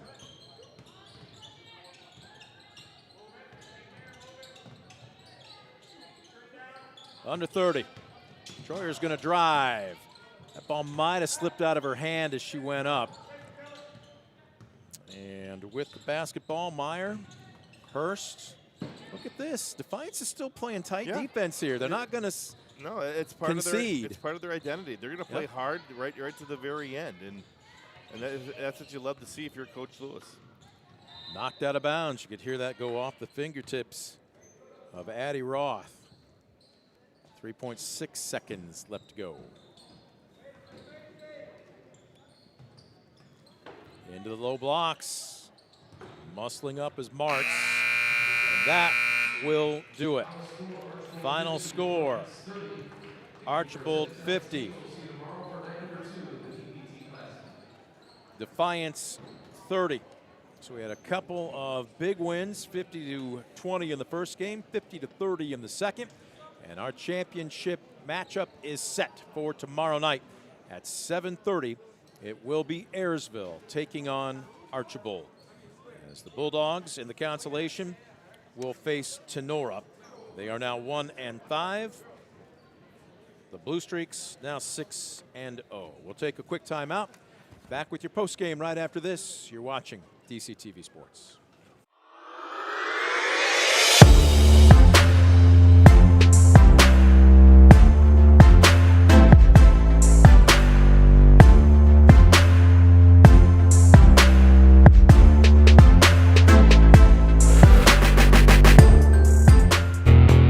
Estill Chevrolet Cadillac is this area's new and used car headquarters, earning your trust one satisfied customer at a time. Estill Chevrolet Cadillac, North Clinton Street in Defiance, and online at drivebobestill.com.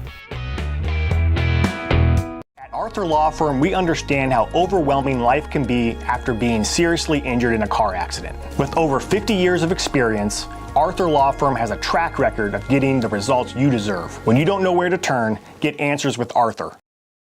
Superior Credit Union, a not-for-profit, member-owned financial cooperative. Visit SuperiorCU.com to find out more about joining the winning team at Superior Credit Union.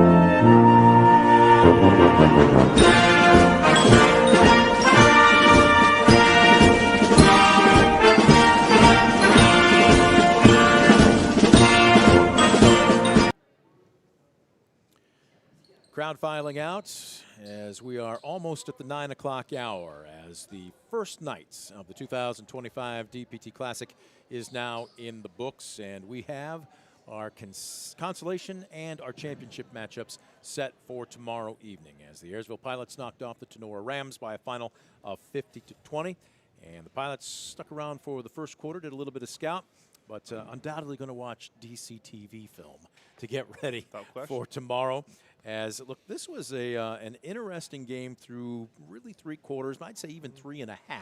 It was around a 12 to 11 point advantage for the Blue Streaks, and then boom, all of a sudden, in the space of 3 possessions, 3 turnovers, credit the press, and primarily Charlie forward, all of a sudden, 11 points turned into 20, turned into basically a blowout in a 50-30 win.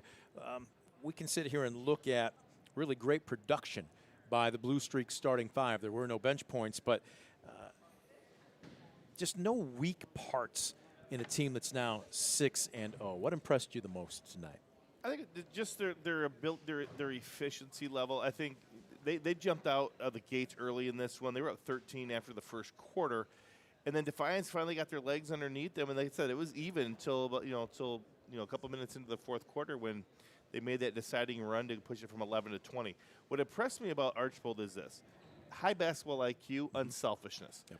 When you take their initial option away, they know where their second and third looks are, and as a result, they move the basketball quickly, and they create open looks, and then they got the talent and the skill set for multiple players to beat you. And I think that's what we saw here tonight. Charlie forward 14, but Garricky and Molly Harris, the freshmen, they had 15 each.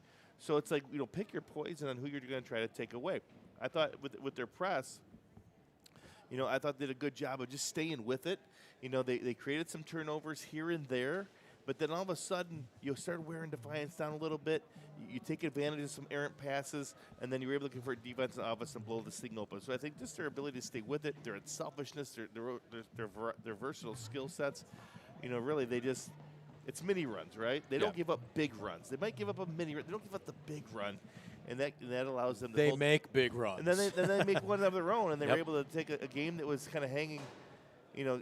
Kept the viewers around. They kept the fans here around, and all of a sudden, bam! It went from 11 to 20 in the blink of an eye. Let's go ahead and take a look at your Arthur Law Firm stat tracker stats. If a serious injury from a car crash puts you on the injured list, call the personal injury attorneys at Arthur Law Firm, serving Northwest Ohio for more than 50 years. Get the compensation you deserve and back in the game with your winning team at Arthur Law Firm. Well, we broke down a little bit of Archibald there, but let's do it again here. 3 players in double figures. All the scoring tonight coming from the starting 5. Both Molly Harris, the freshman. No way this kid is a freshman. She played with such great poise, just great basketball IQ. She and Miley Garricky both finished with 15.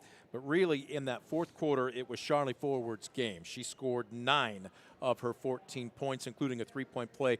Really calming, controlling. I use the phrase commanding presence on the court. 4 points for Claire Kern and a deuce for Reagan Wendt. On the flip side, for the Bulldogs, Alexandra Fernandez basically went down swinging tonight. She finished with 13, the only Bulldog in double figures. There's balance there, but just not enough for Defiance. Half a dozen points for Aliana Stantz, 4 points for Aislinn Troyer, 4 points for Isabella Rollison, and Nadia Leatherman finishes with a deuce. 1 bench point this evening, 1 for 2 from the free throw line for Addison Roth. What did you have for board work and turnovers tonight, Rhett? Well, board work, I have Defiance. Actually, I think you have them out rebounding. Archbold in this ball game, they were +7 in that category, unofficially +7 in that category. And then turnovers relatively they were even, 16-16 between the two clubs, and it was just that deciding run by Archbold, which kind of the impact turnovers that hurt Defiance and allowed Archbold to extend the lead. All right, so now we have our championship matchup set. You see Ayersville, you've seen Archbold. What's it going to take tomorrow night? Who needs to do what to walk out of here to make it a championship? This is a game of tempo, in my opinion. Ayersville needs to slow this game down, play at a snail's pace, and that's not a bad thing. It will favor them. It allows them to run their sets offensively. They're going to play a zone and try to identify shooters and keep the ball in front of them, and then be able to rebound out of it. I think if you're Archbold on the other side, you want to speed the game up. Apply pressure. Force them to play just a half a step faster than what you want. That creates errant passes. It creates turnovers. Allows you to get into a rhythm and run, and that's what you're at your very best. So I think whoever can control the tempo in their favor, will allow them to put their best foot forward and have a chance to come away with the championship.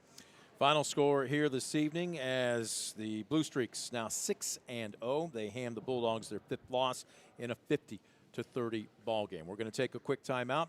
We do anticipate being joined by Coach Lewis. I know Coach Ziegler is making the media gambit on the far side. If we can get him, we will. Otherwise, we have at least one of the two coaches, and we will basically say join us tomorrow night. Quick timeout. Back with more of the postgame right after this. You're watching DCTV Sports. Estill Chevrolet Cadillac is this area's new and used car headquarters, earning your trust one satisfied customer at a time. Estill Chevrolet Cadillac, North Clinton Street in Defiance, and online at drivebobestill.com. In life, unexpected challenges can test us. If you've been seriously injured in a car accident, you deserve a team that understands. Because your story matters. Call Arthur Law Firm today. We'll fight for you every step of the way. For the past 70 years, Midwest Community Federal Credit Union has been your financial partner, helping you achieve your dreams and secure your future. Midwest Community Federal Credit Union, with locations in Defiance, Bryan, and Napoleon. Find out more at midwestcommunity.org. Discover top quality healthcare education at Northwest State. Our instructors have real-world experience, so they know how to prepare you for great career opportunities. Northwest State, where you'll get the top quality healthcare education you need to succeed. Master by McCann. Discover top quality healthcare education at Northwest State. Our instructors have real-world experience, so they know how to prepare you for great career opportunities. Northwest State, where you'll get the top quality healthcare education you need to succeed.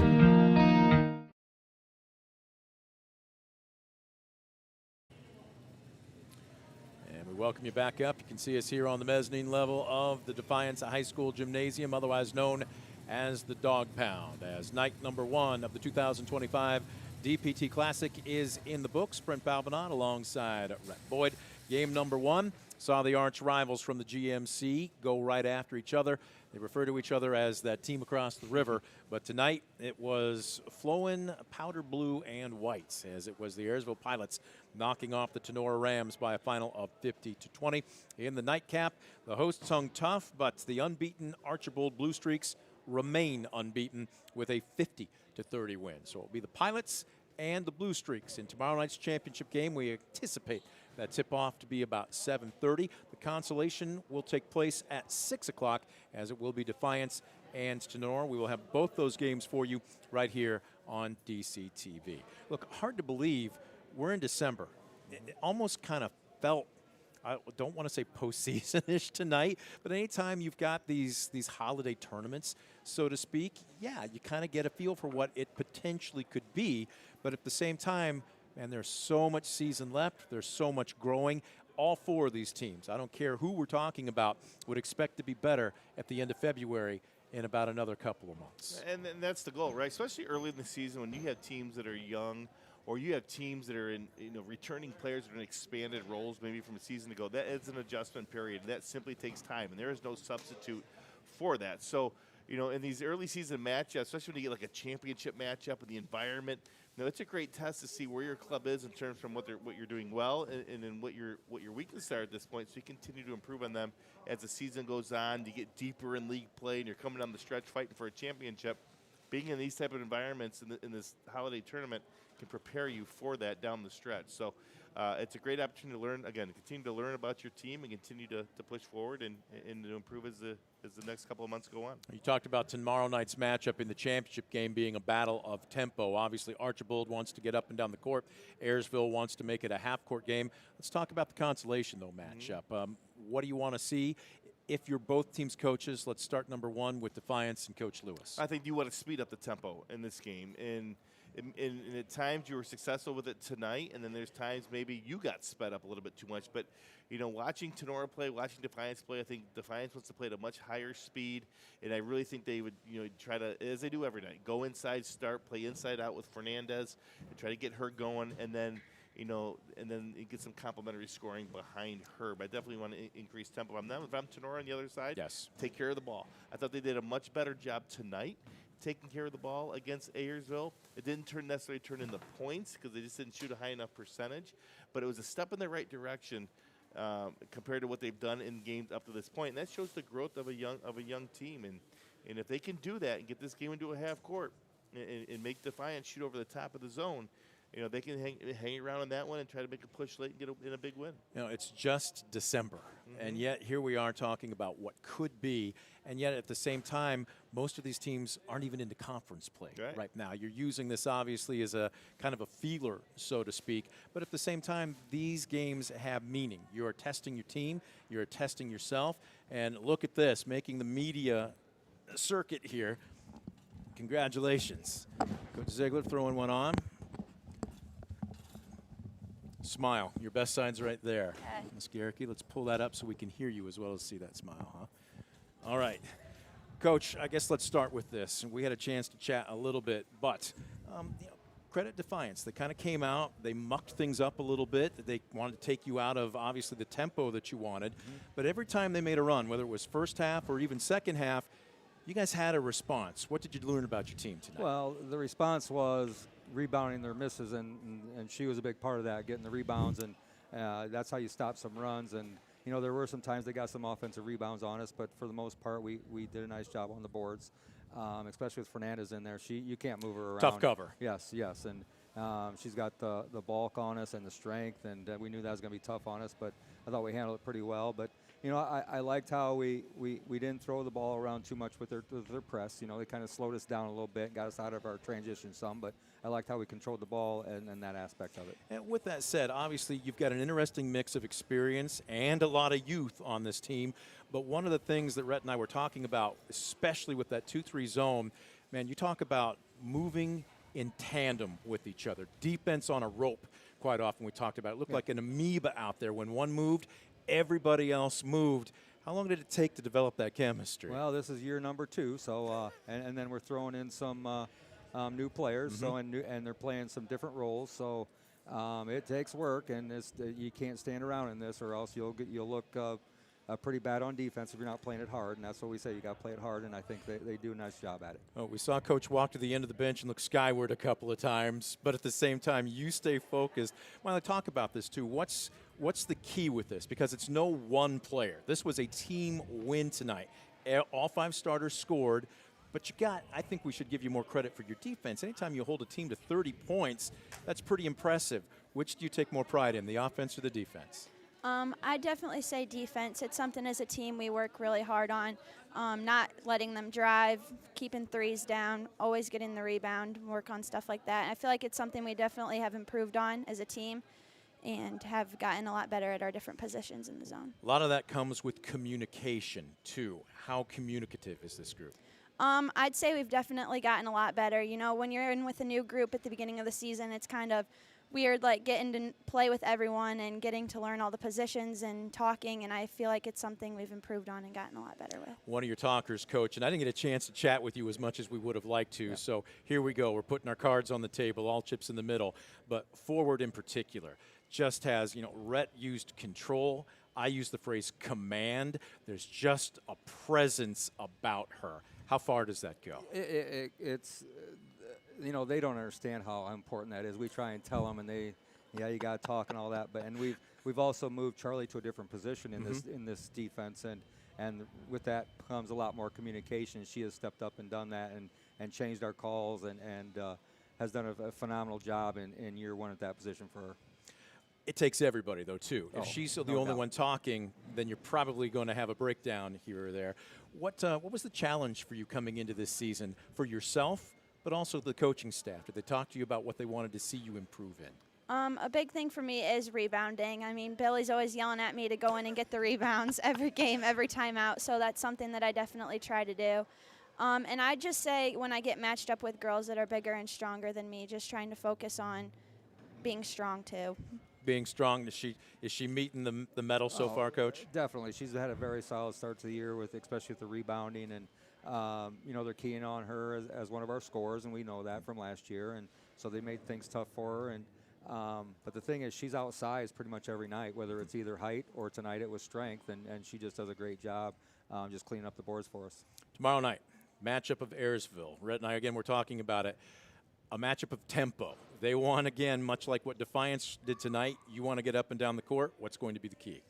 Well, again, we got a rebound. We can't let them get to the basket. When Defiance made some runs at us, they got to the basket and either scored or drew fouls, and we can't get them to the foul line. And Waldron's a very nice athlete, can get out and she can get to the basket. So And we can't turn it over. They're pressing a little bit half court, so we got to handle the ball and not give them extra possessions. All right, Coach, congratulations. Good luck tomorrow night. Thank you. My number 14 here. She's pretty good. Good luck tomorrow night. Thank you. We'll take a quick timeout. Back with more right after this. You're watching DCTV Sports. Discover top quality healthcare education at Northwest State. Our instructors have real world experience, so they know how to prepare you for great career opportunities. Northwest State, where you'll get the top quality healthcare education you need to succeed. Estill Chevrolet Cadillac is this area's new and used car headquarters, earning your trust one satisfied customer at a time. Estill Chevrolet Cadillac, North Clinton Street in Defiance, and online at drivebobestill.com.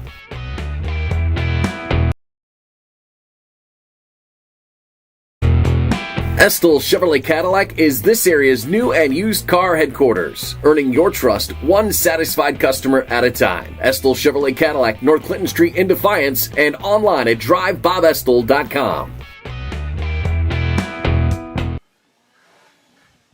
Post-game rolls on as we move from Coach Ziegler to Coach Lewis here. And Coach, again, a tough one. This was really a battle of attrition this evening. And first things first, let's start with the fact that it was obvious we held on to it until the start of this one. No Fuzz Rollins here this evening. But how pleased were you with your team's battle and fight without your senior point guard?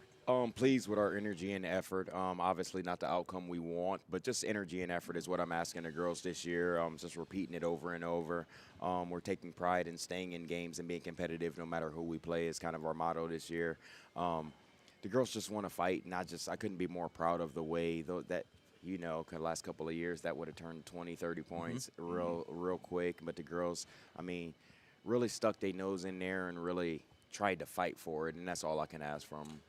Yeah, Coach, Archwell came out of the gate up 13 after 1, but really for the next 2.5 quarters, it was kind of hung around right there, 11-13. So, you played them even for 2.5 quarters in the middle there, and then, then some turnovers happened and the game got extended there from you. But so talk about from your club standpoint, what's changed? You said, from 2-3 years ago, that would have been a 20, 30-point defeat. But so how do you go from that point to where you're at right now, where you're in ball games late, which wasn't the case just a short time ago? Right, just culture of the girls. The girls have bought into kind of what I've been trying to teach. At first, I wasn't the most popular guy because of my presentation and because I can get a little bit intense here and there, and I was considered the mean guy. But then we had some players come along that have played AAU, and they like, girls, this is coaching. Like, he has to get in your face to demand what he wants and kind of get us to play, and they have responded well. Great leader, obviously, in Fuzz Rollins, who was out tonight. But she's done a great job of just rallying the girls, trying to raise our level of competition, right? And she, you know how she guard Brent. She'll get up in your face, and she's at practice yelling at everybody else, like, come on. So cheering everybody on.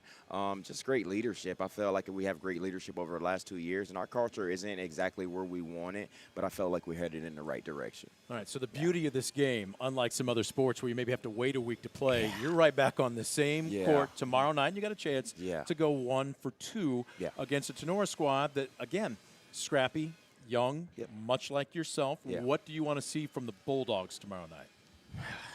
Compete and effort. We gotta compete. We gotta have effort. I could care less what the game showed today from Tenora.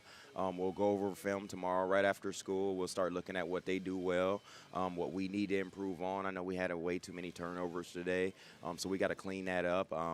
We're going to pressure like we always do. We're going to try to get up and down like we always do, and hopefully we get some shots to fall in tomorrow. Look, you don't complain about the shot selection, right? No. So it's tough when they don't fall, but sometimes you just got to believe. Shooter's mentality, the next one's going in. Is that what you tell your team? Yeah, I'm just asking the girls to be aggressive at this point. I kind of know what the hand we were dealt as far as skill-wise here, and I feel like the girls really work at it. We try to get extra shots. We try to work on the stuff. Obviously, we have a lot of girls that play volleyball, a lot of girls that play soccer. Our time is spread, so I just ask the girls to come in and get as much work as we can. And honestly, summers have been a lot better than they were 2 years ago. Just having 5, 6, 7 girls in here. We have probably 5 or 6, 8th, 7th, 8th graders in here. So I think we're building in the right direction. We just got to keep jumping at the bit. Izzy Ramirez challenging you to a 5 a.m. weight lift over at the Y. Not 5 a.m., but she rode up on me. She was home for Thanksgiving break, and she rode up seeing the team. So just happy to see her. She's been doing good. She's going to transfer to Bowling Green. So we seen her the other day, had a chat with her, got to hug her. She's doing good, so we're happy about that. Coach, we'll be back here tomorrow night. Good luck to you. I appreciate it, Brent. Thank you. I appreciate it. Thank you. Class act for Coach to come up and join us here. We will be on the air just before 6 o'clock tomorrow night for our pregame, as it will be Defiance versus Tenora in the Consolation Championship. And then immediately following that, it will be the championship game as Ayersville will take on Archibald. Rhett, appreciate you throwing on the headset, making the drive over with me. Thanks for joining us Absolutely, tonight. Brent, anytime. Big thank you going out to our crew doing more than yeoman's work tonight. Big thank you going out to our sponsors for helping make the broadcast a possibility. Folks, if you enjoy our coverage, please patronize those businesses. Walk through their doors. Let them know how much you appreciate their support of what we do here. Again, for Rhett Boyd, I'm Brent Balvanot and our entire crew, thanking you, the fan, for tuning in. Final scores again tonight, a pair of 50-point winners as Archibald knocks off Defiance and Ayersville defeats Tenora for tomorrow night's championship game. We'll be on the air just before 6 with the consolation. We'll talk to you then. You've been watching a sports presentation of DCTV.